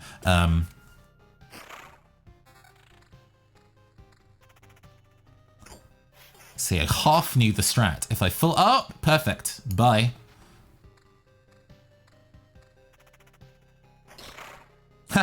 Later.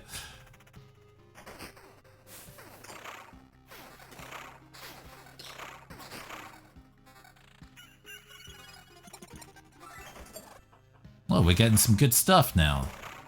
We into it. This is still a big problem. Big guy, big problem. Because he hits mad hard, but we can navigate it. We can navigate it. Okay, we're getting some fun stuff again now.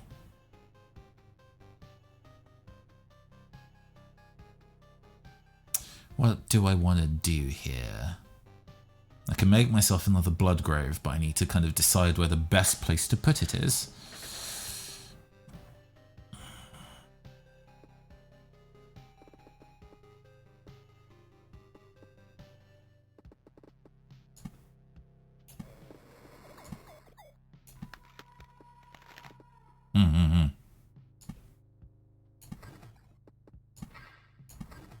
I will tempt a bandit camp to manifest from the ether.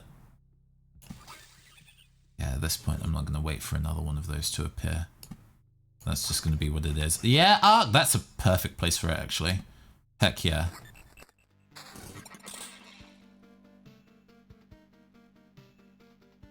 I am entirely down for the goblin camp being there.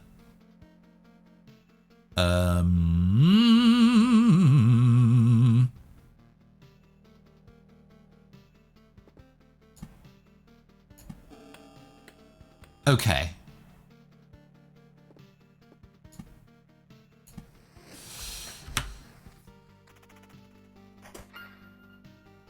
Sorry, I went through all of that and did not explain my reasoning for any of those things, but it's all good. It's all good. I vanished into my own head there, thinking things through. I apologize.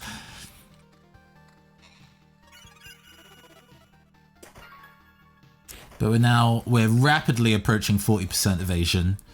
Once we hit 50, we'll see what we can start doing about our attack speed.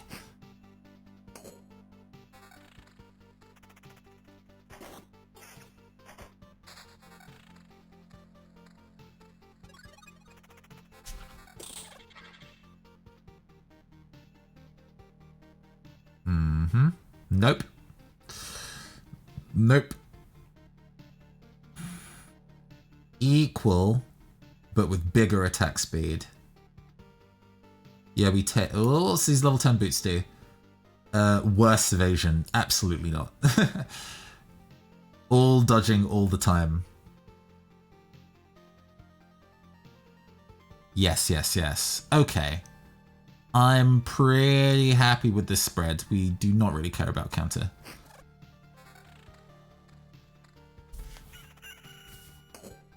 Where I've placed that ruins is maybe unideal. I might need to shift that back by 1. Ooh. I'm going to have to shift that back by 1 soon, otherwise we're going to lose room. I'm going to make another cemetery there. Cemetery here. And then make this a grove in the middle, and then I can turn it into a blood grove later. Sick. Okay. Right, time for a lot of fights.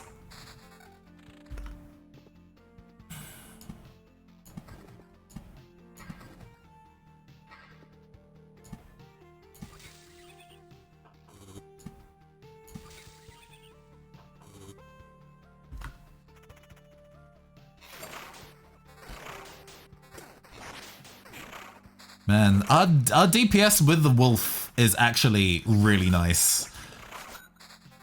The rate of which we are actually landing attacks now is pretty satisfying.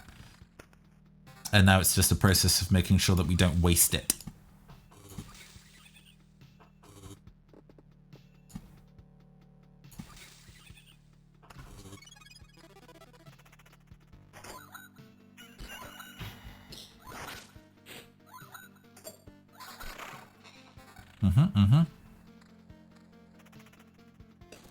Ah.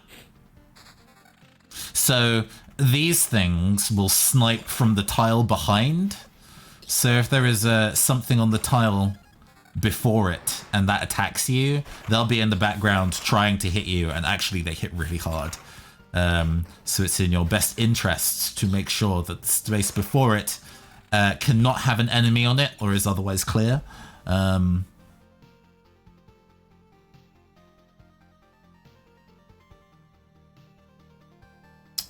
Well, this is great and all, but none of this is super useful to me right now.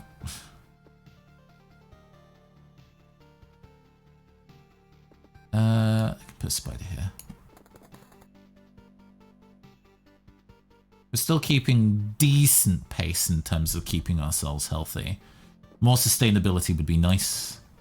Just find our way, navigate around what that is, what that looks like. But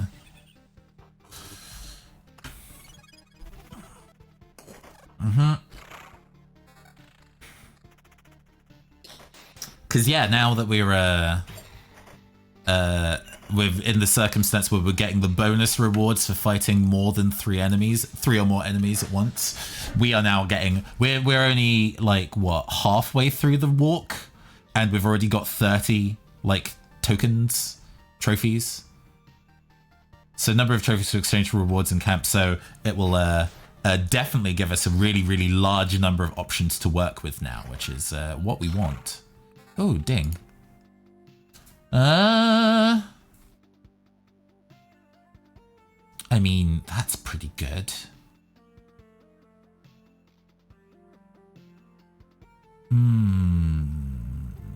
Yeah, this seems like the best option right now. Although, you know, I got to make sure that my attacking stays competitive, otherwise we are going to be in dire straits. Yeah, at this point, I don't necessarily want to start playing new cards for a while. So I can actually just get these new card rewards from fighting enemies. Let my hand tick over and start turning those all into resources instead. Just as long as the actual items that I get on the other side of this are good. Ooh.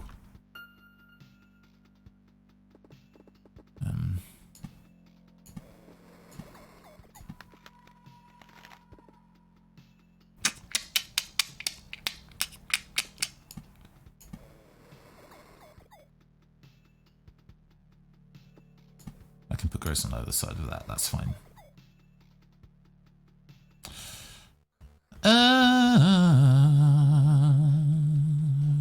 Okay.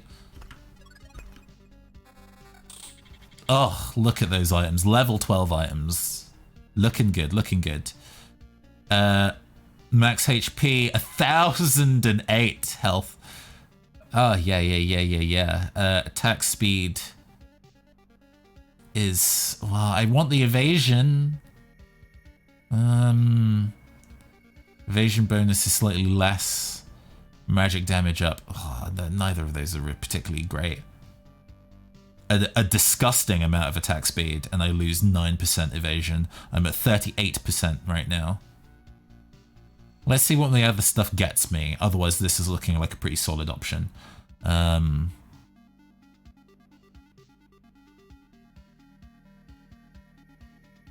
Any of these boots good? 31. Woo!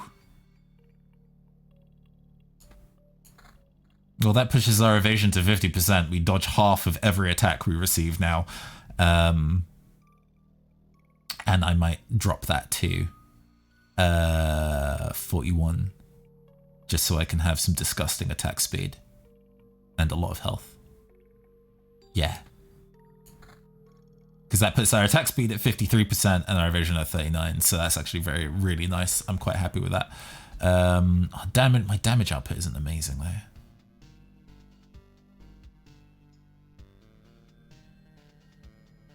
29 to 43. Attack speed is slightly worse. Drops it by 4. That's not the end of the world. Counter and crit damage? No. I mean, sometimes these weapons are all... Sometimes the stuff that you get is just bad. It is a dice roll. So I guess we're just gonna... Well, we'll continue what we've got now. It's looking sensible. It's looking sensible. We're fighting a lot of things. Do I want to use that yet? Oh, I can do it. I can use it here.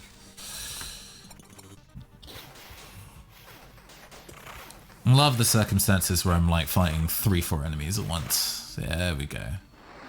They all die super quickly as well, and we get a ton of rewards for killing them. Oh man, you're maybe hitting me a little too much, friend. Okay. Oof, that was ugly.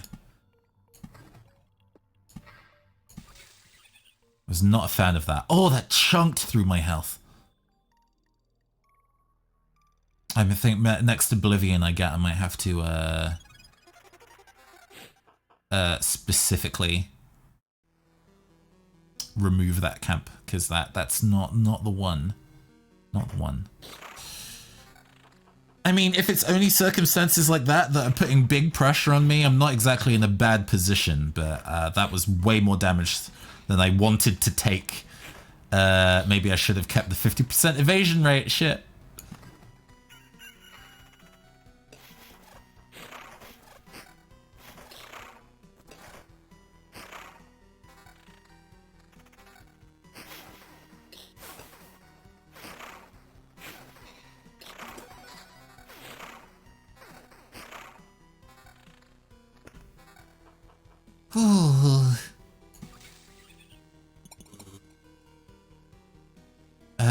Do I just start throwing rocks down for the additional health? Maybe. Possibly.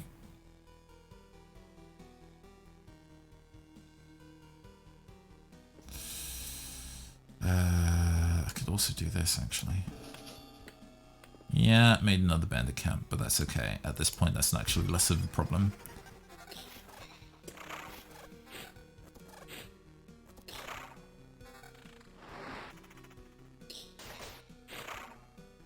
I think this is a circumstance where I try and survive my loop and then I get out of here.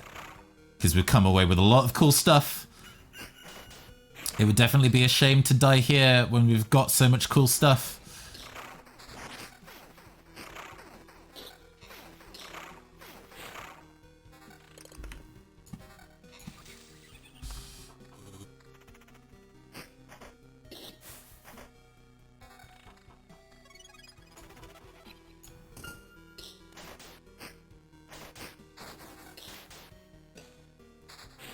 Oh, okay, now you give me this.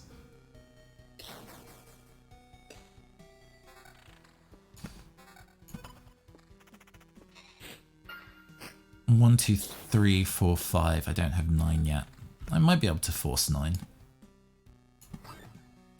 Oh, shoot. Well, it's fine. I have no intention of actually fighting that boss. So, yeah, I'm definitely not in a position to be able to fight the boss now. So I'm just gonna do all that. And I will retreat. Thanks. Stealing all of it. Cowardice, I realize. Absolute cowardice. But we take those. Kitchen knife. +1 base HP for every food item placed in your camp. Sure. Antique shelf. +1 max HP for every whole resource gained during this expedition. +2 hero damage against all undead. Yeah, we'll take that. +5 HP every time the hero equips a new item. And garlic against vampire damage against vampires. Well, I'm definitely going to be keeping the vampire mention out in the loop now. Because we've got a bunch of bonus damage to vampires. We absolutely take those. Can we build anything cool? We've got our farm. What does this do? You can give residents furniture or food to store. I don't really know what that means. I do not know what that means, but it doesn't cost a lot. It doesn't cost a lot. Maybe upgrading is the thing that's worth doing. Oh, is this little green icon to the side suggesting that it can be upgraded? Yes, it can. So I get 2 bonus potions and the potions are better. Or I get more item slots to my camp. And I'm not quite sure what that means either, but oh, yeah, right. +8% to campfire's healing power. So I get more health by upgrading that particular point. I mean, the additional survivability of potions is real good. It's really slight, that like tiny bit of healing, but it's tiny bits of healing that are better. So I will definitely do that. There's much more room here now. To express my gratitude, I'll tell you a healing recipe. 15 lemons, 2 spoons of honey, 3 heads of garlic, and 10 ears of wheat. Throw it all in a pot of water and let it brew for a bit. Best remedy for sore joints. Don't give me that look. You'll be thanking me in 15 years or so. That is a lot of lemons and garlic. I was like, lemons and honey? That makes sense. Garlic? Okay. Just whole ass ears of wheat? But I do love her little thorny patterned robe. That's very nice. Don't give me that look. You'll be thanking me in 15 years or so. Her earrings are potions. You don't get to see much character design in this game. The characters don't talk to each other very often, but the characters you do see are quite nice.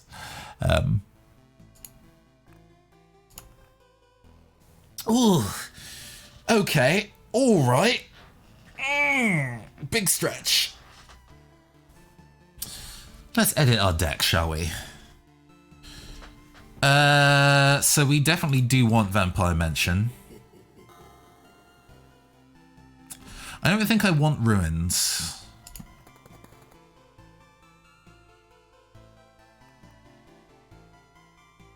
Not on this run, anyway. Do I want wheat fields? Are wheat fields useful to me?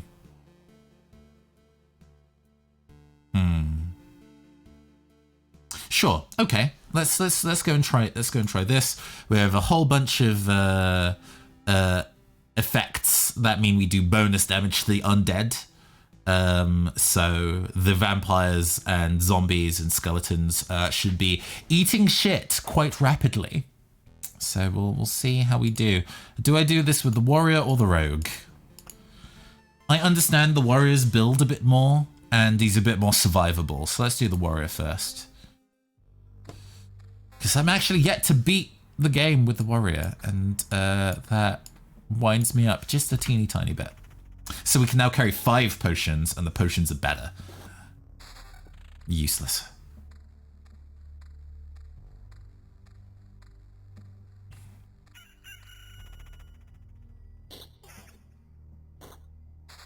Okay, that's a start. We want to put that here. Yes. Let's not overthink this, Nathan. Worse. Ah, immediately. Wow.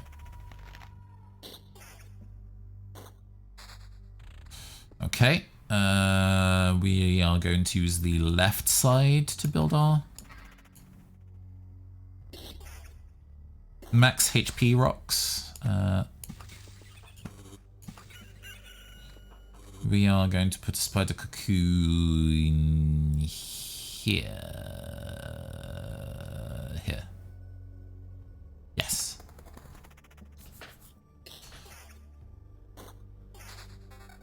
A ring, finally. Counter chance. Useless. I mean, not useless, but I'm like not super interested in counter. A village off the bat is really good. In fact, we want that.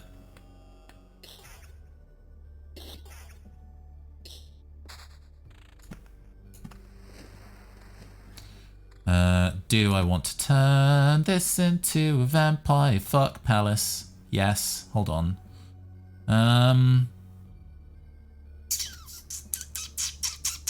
Here. Yes, that's far enough away from... No, I don't want to put it too far away from camp because then it means they're a nightmare to try and fight if we're on low health. Here then.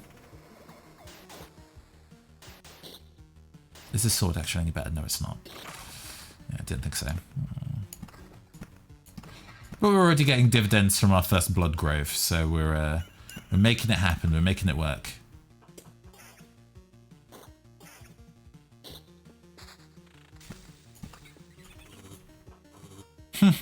You can see that once you start, the early game actually goes at something of a clip once you actually know what you're doing. I sure am getting a whole bunch of meadows and nothing really to sensibly attach them to. Damage is always better than counter chance. It's actually better. Okay.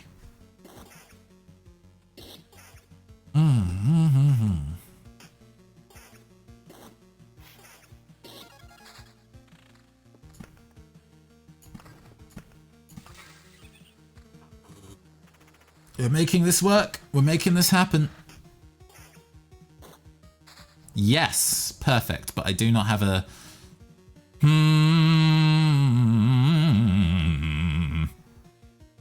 Phantom of the Opera. We're doing that. We're doing that.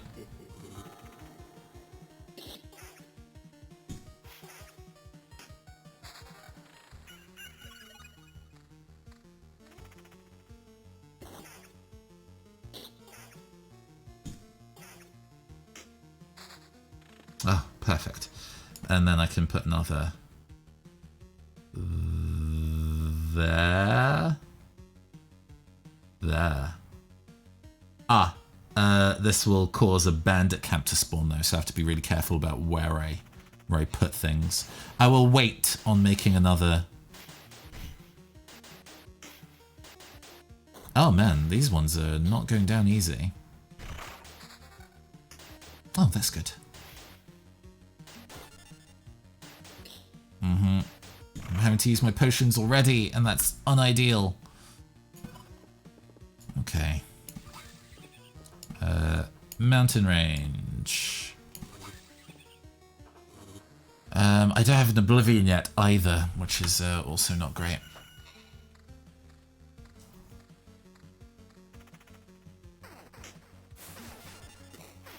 Maybe I shouldn't be trying to push myself this hard on loop 3.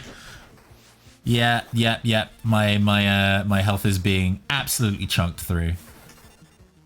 I've already used all my potions. I'm going to die quite quickly on this run. I think it was too greedy.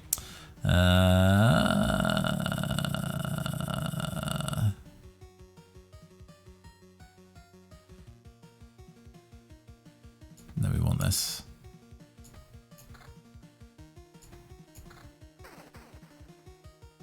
Why is my weapon so bad? Yeah, I'm done for. Man, I have no health. And I'm attacking everybody with a level 1 weapon. We're done. Oh, and now I get the Oblivion. Thank you. Thanks. Thank you, I hate it. Attack speed up, please.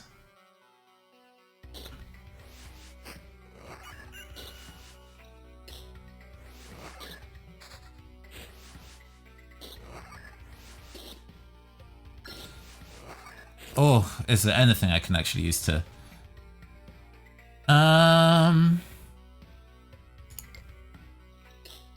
Improve regeneration. That sounds not awful.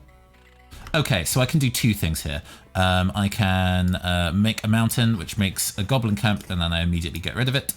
I can also make a thing, which immediately makes that appear, and then I can get rid of it. Sick.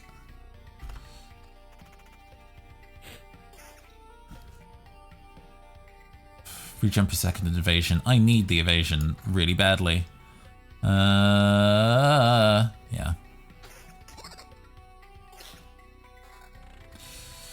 Is this like a fight where I'm going to be fighting on the skin of my teeth? I mean, I'm going to die really, really quickly unless I can find some way to kind of style this out, and I don't think I'm going to.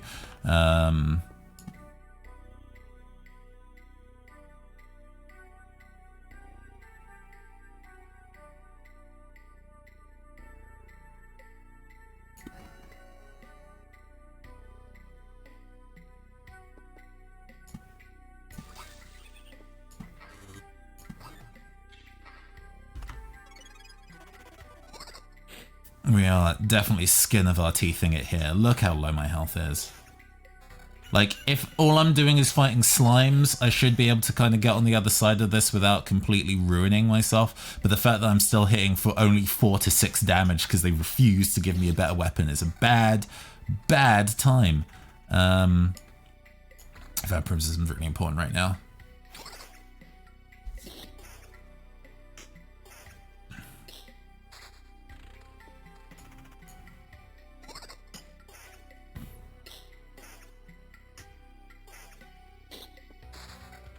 Oh, we're slowly pulling it back. Oh, but then there's... Ah, finally, an actual weapon, and it gives regen as well. Beautiful. Just watching my health just wiggle around 140, which is good, because it means that my health isn't getting lower. Ooh. This is the real skin of your teeth fighting.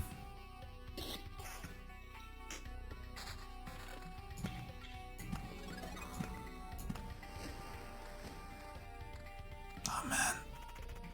I mean, I got a lot of health back, but I'm gonna need some actual... Oh god, I don't have any treasure on this build. Okay, okay. Well, that's one reason why I'm not actually getting as many useful items as I would like. Because I don't have the battlefield as part of this deck, which is a poor plan. We ain't dying just yet, though. We out here.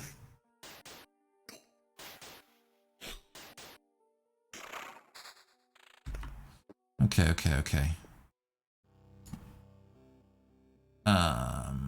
Yes.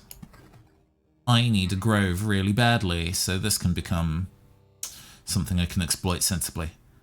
It's fine. I'm just gonna have to tough that out. Oh man, but if I don't hit them, that's not gonna be good either.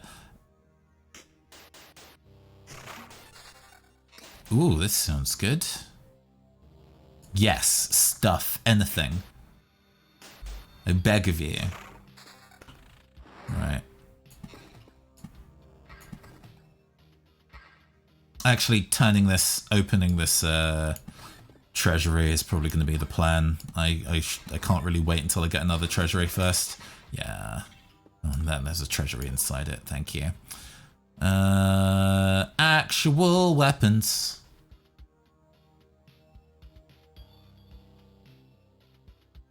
At this point, increased evasion is nice. Why are they flat rings? A shiny ring would be so much more useful. Oh, okay. I don't think I would survive a fight against Flesh Golem, but he's not undead. Oddly enough, Flesh Golem does not count as undead. I still won though.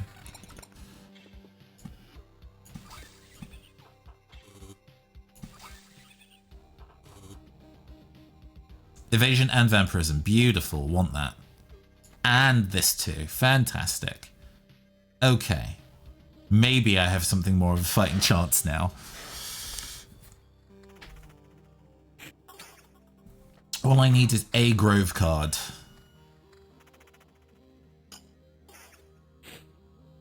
I beg of you. Nope, not what I'm looking for. All right.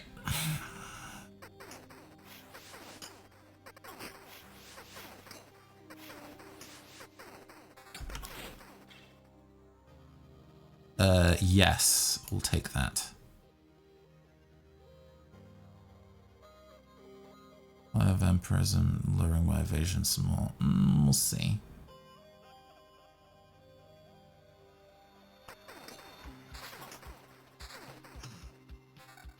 Oh man, that was miserable.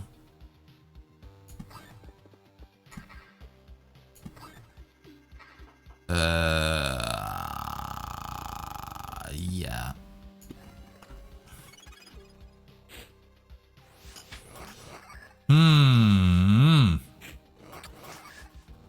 This has been a very poor hand I've been dealt so far, but we are continuing to just about make it work.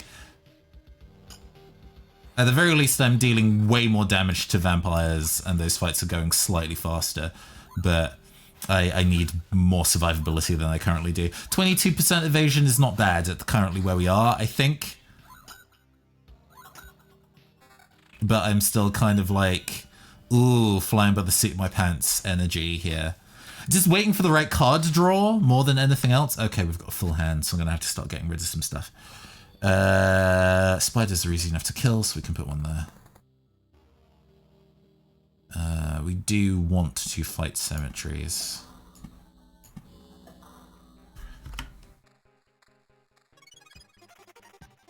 What's this? Not better.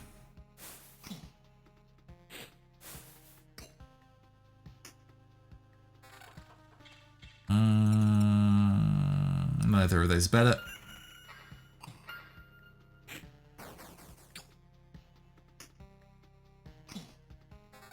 But this loop has done a whole lot for actually getting my health back up, because I was living on the edge at like under 100 HP, and now I'm back up to more than half health, and we've completed the loop. So we are doing actually really well, or way better than we were doing just a short while ago. But I've definitely made my life harder in terms of limiting the number of ways I could gain treasure, and the game is making my life harder by not actually giving me any good items at all.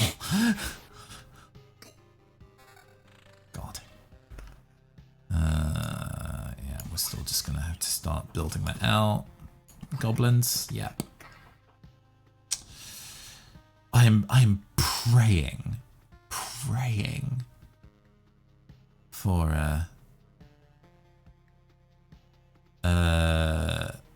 oh man.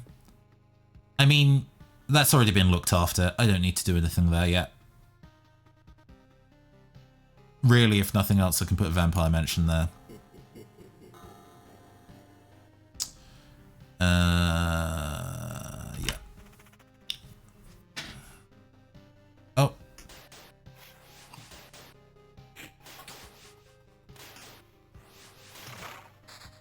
There we go.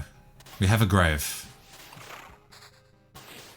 Just don't cycle out that blood grove before this fight ends. It's getting really close though. Oh, barely. Jesus. Okay. Grove. Blood grove. Now all of that will start taking additional damage at low health. Get rid of that gob camp. Don't want it. Let's see. Making it happen very slowly, one step at a time. There to turn that into a grove later. Fantastic.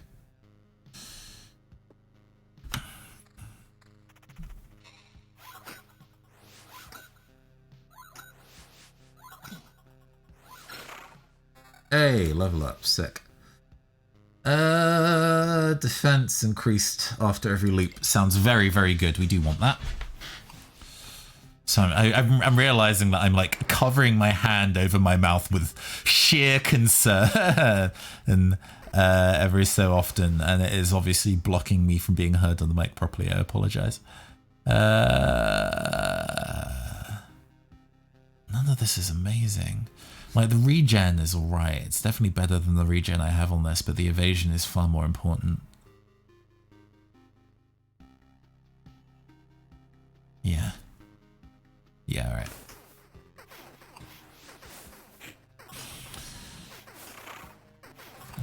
Ooh. Is this good stuff?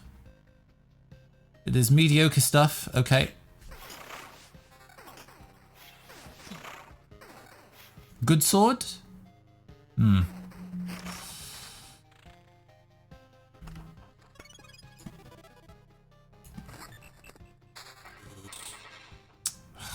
That's not that great. I can actually turn that into additional healing. Oh, that's good. That's like improved now, so I can turn that into a... Fantastic. What's next? Do I turn this into a... Yeah, actually, I think I do.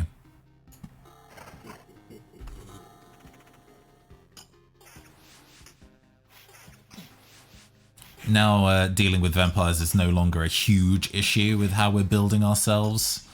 I can intentionally get into circumstances where better vampirism for... I tank my evasion a lot if I do that though. Oh, I will remember that I have that.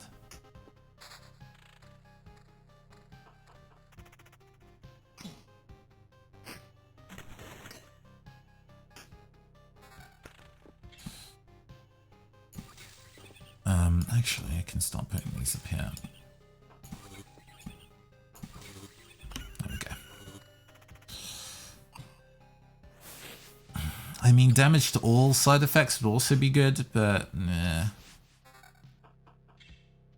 Yeah. For a very short dip in health too. I'm alright with that. And then if I get a good... well, better vampirism ring or anything like that, I can work with it that way.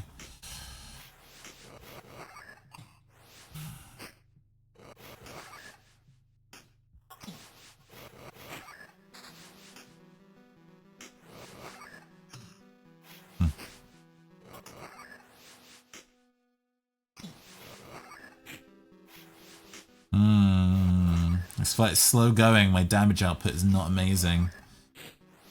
My attack speed's pretty good though, so like...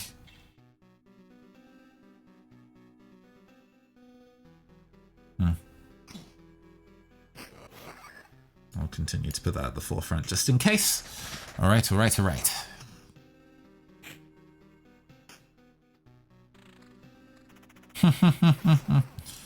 This is a big team.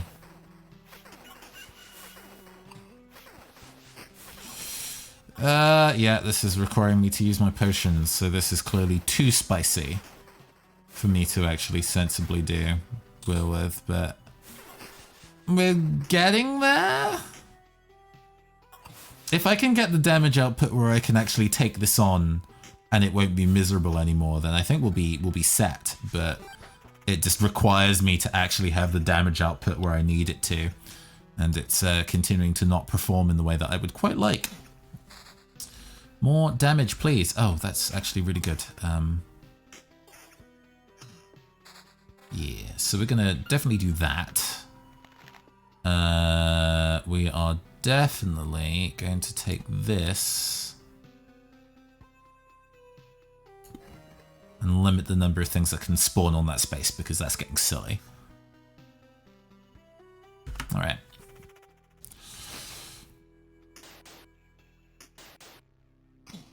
Oh man, I'm only hitting for like 20 damage. So low. Just chipping away at dudes.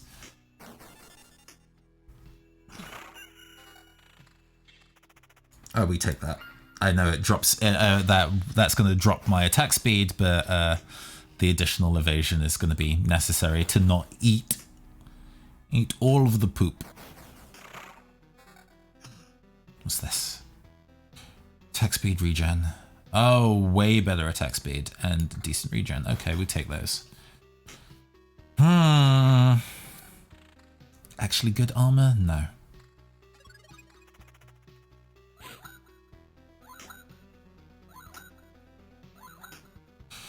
I mean, I beg of you, could I please hit for any damage at all? Do these count as undead? They should. Yeah, they do.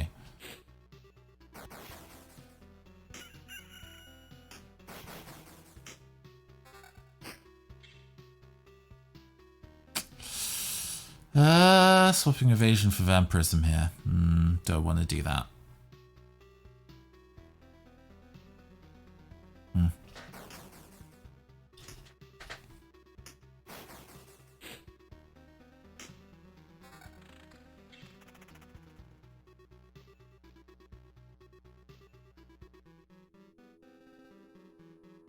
.22 evasion to put my vampirism up to.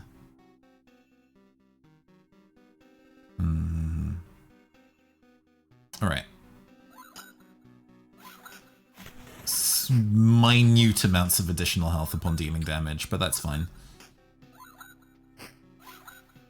We need the sustainability. Right, speaking of...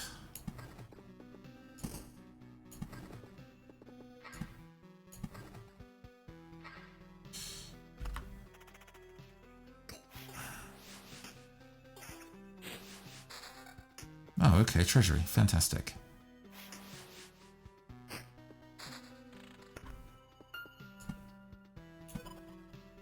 There isn't a grave here, so we're going to put a grave here.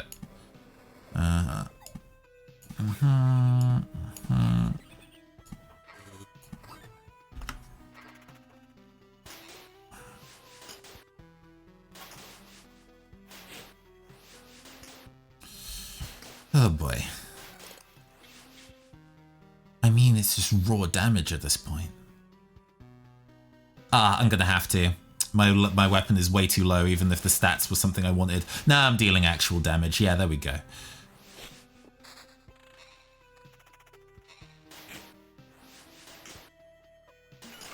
I'm being too obstinate about wanting the right power-ups for my stuff.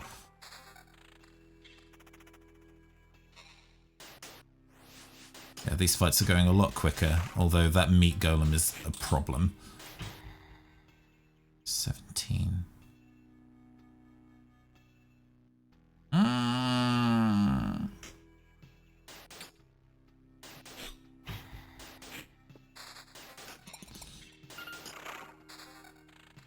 Okay, towers are actually useful. We want those, so we're going to put one here.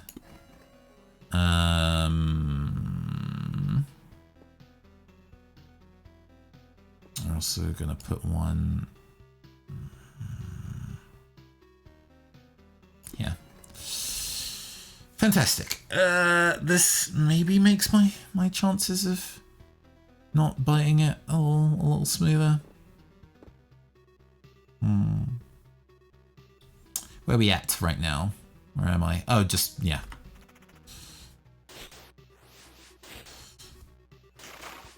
Yeah, to be this early on in the loop around and still actually kind of in danger health-wise is a big problem. I'm going to Oblivion that because I don't need to fight that vampire anymore.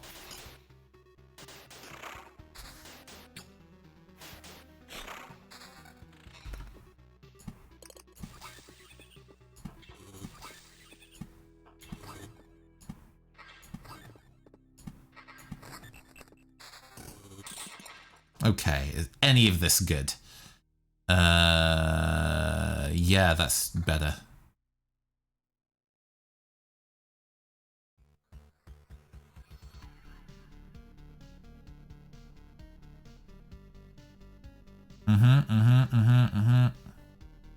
All right, we work with this. We'll work with this. We'll see.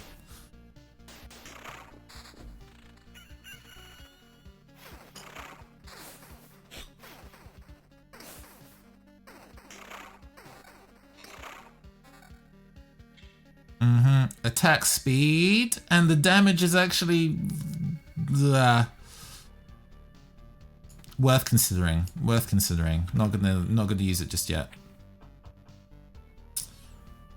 And how close am I to the actual? Yeah, the boss is gonna show up soon too.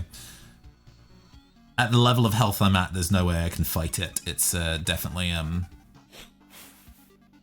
good shield finally. Oh yeah. My evasion's gone all the way down, but my vampirism's actually pretty good now. Which I think is going to be the way that I'm going to have to make that happen to keep my health up.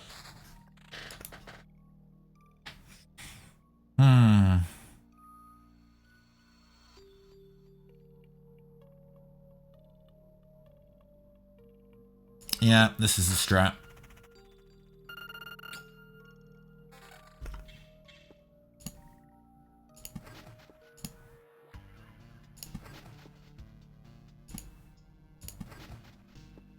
I don't need them harassing me.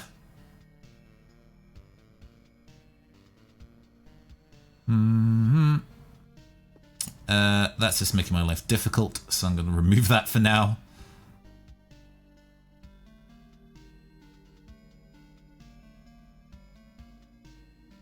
And I will break the mountain.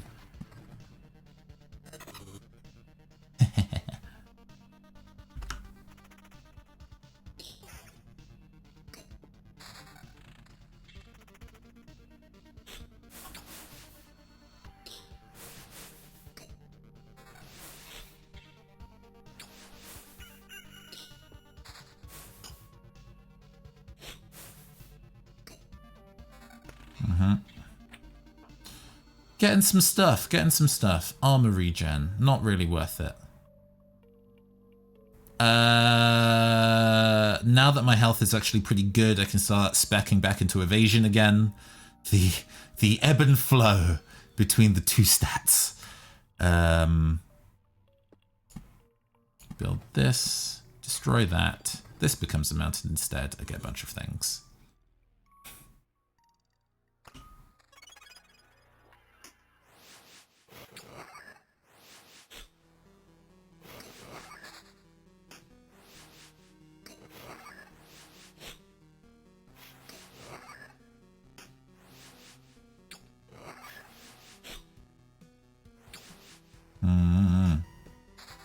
Oh yeah, we're definitely operating at a sensible clip now, I think, in terms of... fantastic. ages too late, but we're in there now with that at least.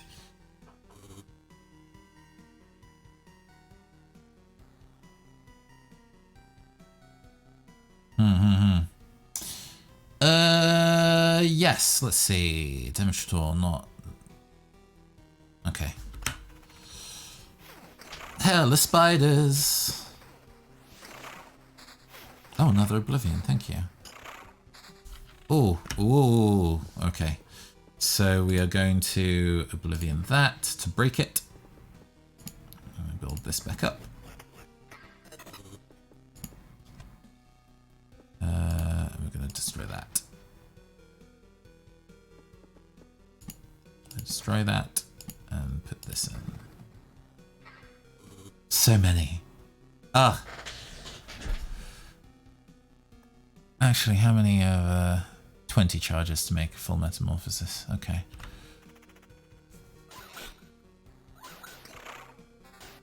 Because destroying stuff in the environment also reduces the boss appearing gauge. Because the map is less complete.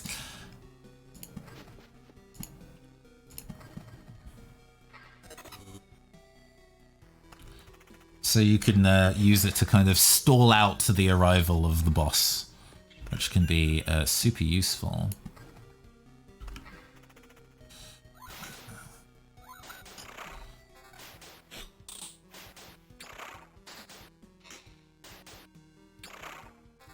And in fact has already been useful in terms of orchestrating how this go. Ah, very good. Oh man, I should It's fine. We've not actually had anything spicy from this listing in a while. We're alright. Damage to all, okay, that's fine. We're gonna Oblivion this.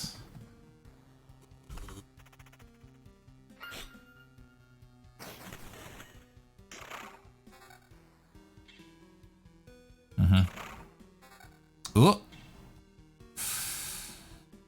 Oh, Vampirism 12%. The evasion's pretty reasonable now. The Vampirism's gotten a lot lower. I need a good weapon with, like, actual abilities on it. That's been a dead slot for quite a while now, and it's starting to piss me off.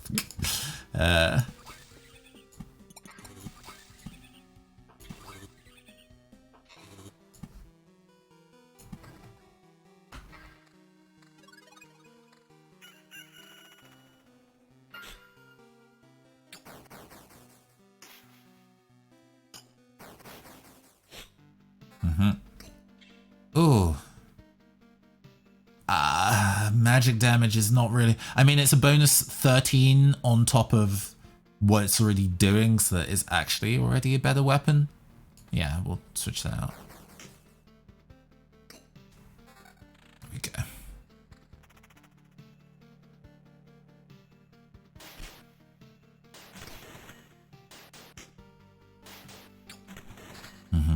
I think... because we were going for 2.5 hours at this point. Time flew by.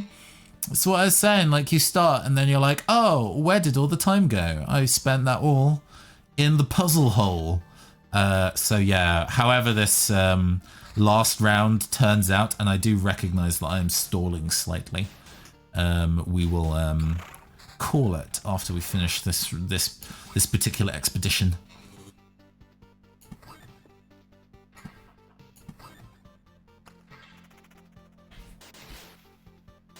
I also need to start thinking about ways that I can add additional garbage to the this base area to avoid having to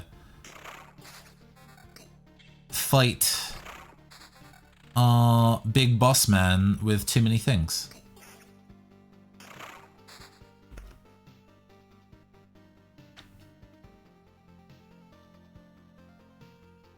Nope, still bad. I'm enticed by that, so oh man.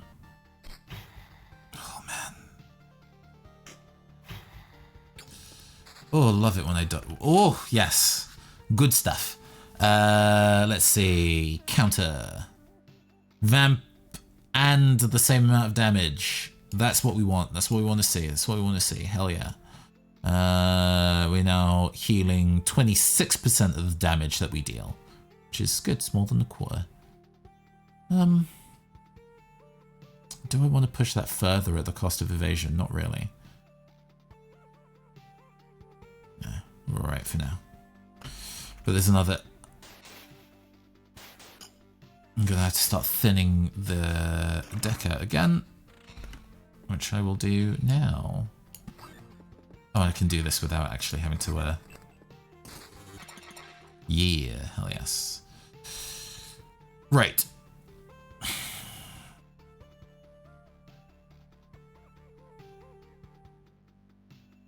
What would you get from that? Not much, statistically. We'll see where we do. I now have a full hand, so I have to get rid of something.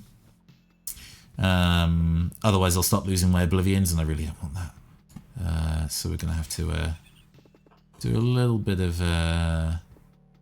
futzing over what we put down and where. Right.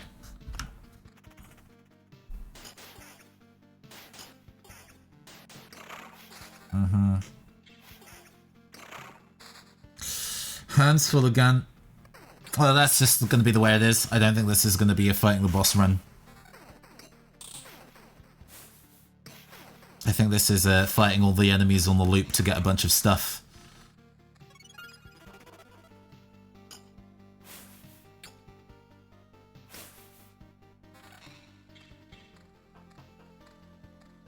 Oh, 14% vampirism. Oh, evasion. That's actually kind of what I want to see.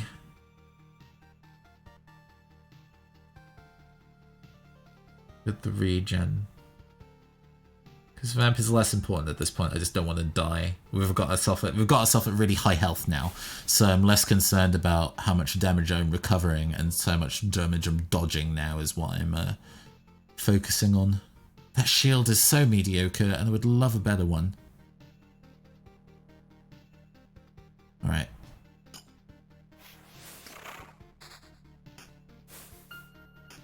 Well, Road Lantern's good. We like to see a Road Lantern. Oh, shoot. Oh. I accidentally resumed the game. Don't give me any tiles, thank you.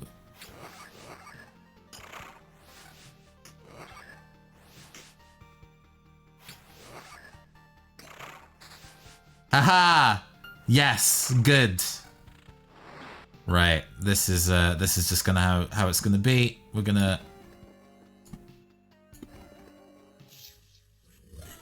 and that'll block off some stuff. Yeah. Ugh, this sucks. I'm gonna have to put the auto retreat on because I have a feeling I am not gonna fight that boss on the other side. But hey, welcome to the party. In terms of this game. This game's wild. Right, yeah. It is what it is. It is what it is. We escaped with a lot of really, really good resources. So even though we're not going to be killing the Lich today, that was a terrible run for at least half of it. We can at least escape with a ton of good items.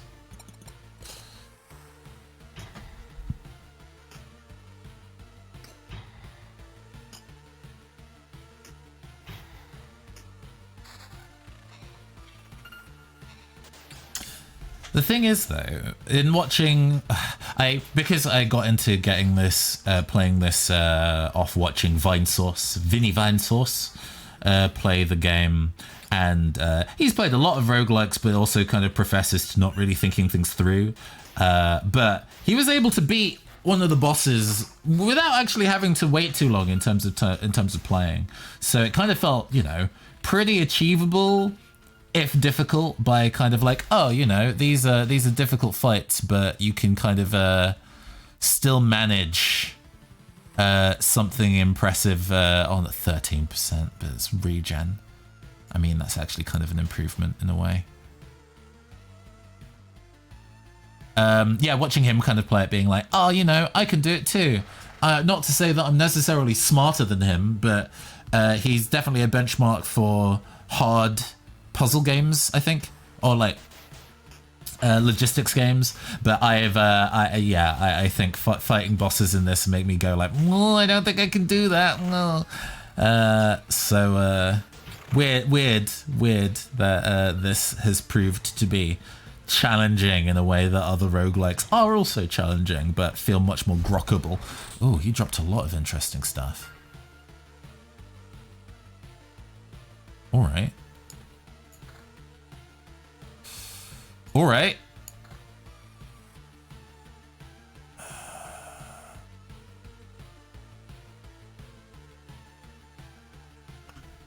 Yeah, at the end of the day, both my evasion and my vampirism at this stage is kind of like entirely only fine. Yeah, what a miserable hand I've been dealt. Evasion 19. Oh, the ring is evasion 19. I mean, at this point.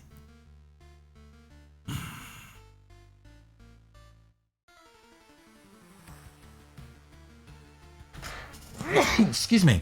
Apologies.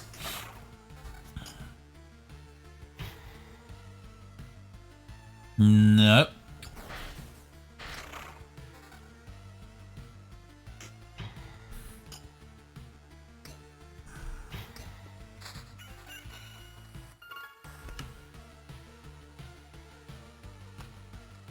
Yeah, before we hit that, we're just going to retreat with all our stuff.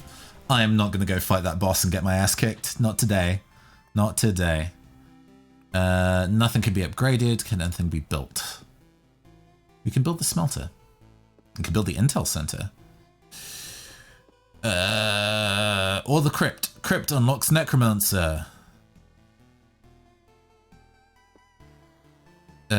Intel center, about the world, unlocks encyclopedia, unlocks the desert and sand dune cards. Oh, so I got options here then. Unlocks Storm Temple.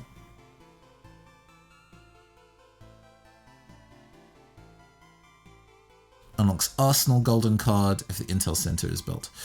So I now have 3 different upgrades that I can't do all of. I can only do one. I can only do one. So it is thinking really hard about whether we want... And this is with imperfect information, right? There's nothing that's actually telling me what a storm temple is or does, or what the deserts and sand dunes do. I'm aware of what Necromancer does. But in a similar way, I was actually quite hesitant to get Refuge until I actually beat the game with Warrior. I'm happy waiting until I actually beat a boss before I go and unlock the 3rd class that I will not end up finishing any runs with. So that kind of narrows it down to the Intel Center and the Smelter. The Intel Center is definitely much more resource intensive, and it would take me longer to kind of work my way up to that, I think.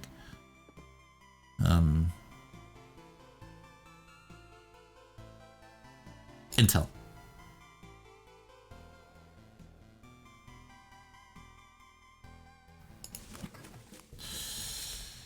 Okay, here's what we've managed to learn. The world consists of darkness and fragments of your memories for quite a short period of time. Nothing stable. But this is not completely true. There are some key memories that drastically change everything. By keeping a log of your expeditions, we're adding pieces of the picture together. It would be much easier if everything wasn't so shapeless. Remember, any knowledge is priceless, so don't forget to share it. We'll decide how to use it best together. All right. However, we will not be doing a run of that straight away because we have been going for almost 3 hours. And I think now is a good time for everybody to take a break. I don't want to do another 4-hour binge of it like I did last time. So what I think we will do... I can't go to title screen. But what I will do is vibe here for a bit while I talk about Wagwan for the next week. In a similar fashion to 2 weeks ago, next week I actually have off work, so I will be streaming a lot more. There will be probably multiple drawing streams. I have art assets to create for the tabletop RPG session at the end of the month. But there'll probably also be a cyberpunk book club in there somewhere. There are a lot of games in that backlog that I want to play. We'll also be playing, I need to go and talk with Tom about when he would like to do that, but there will also be a playthrough of River City Girls. We've been really enjoying doing beat 'em ups on this stream and to kind of meet the gaps in between stuff.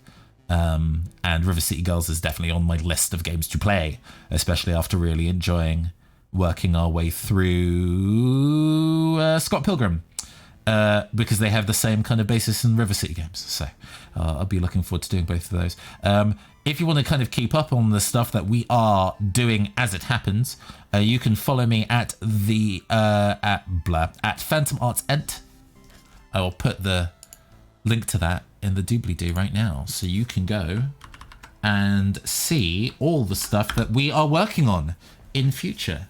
It's all very exciting, and I hope you will enjoy seeing the stuff that we work on soon. But for now, I'm going to bid all of you a fantastic evening.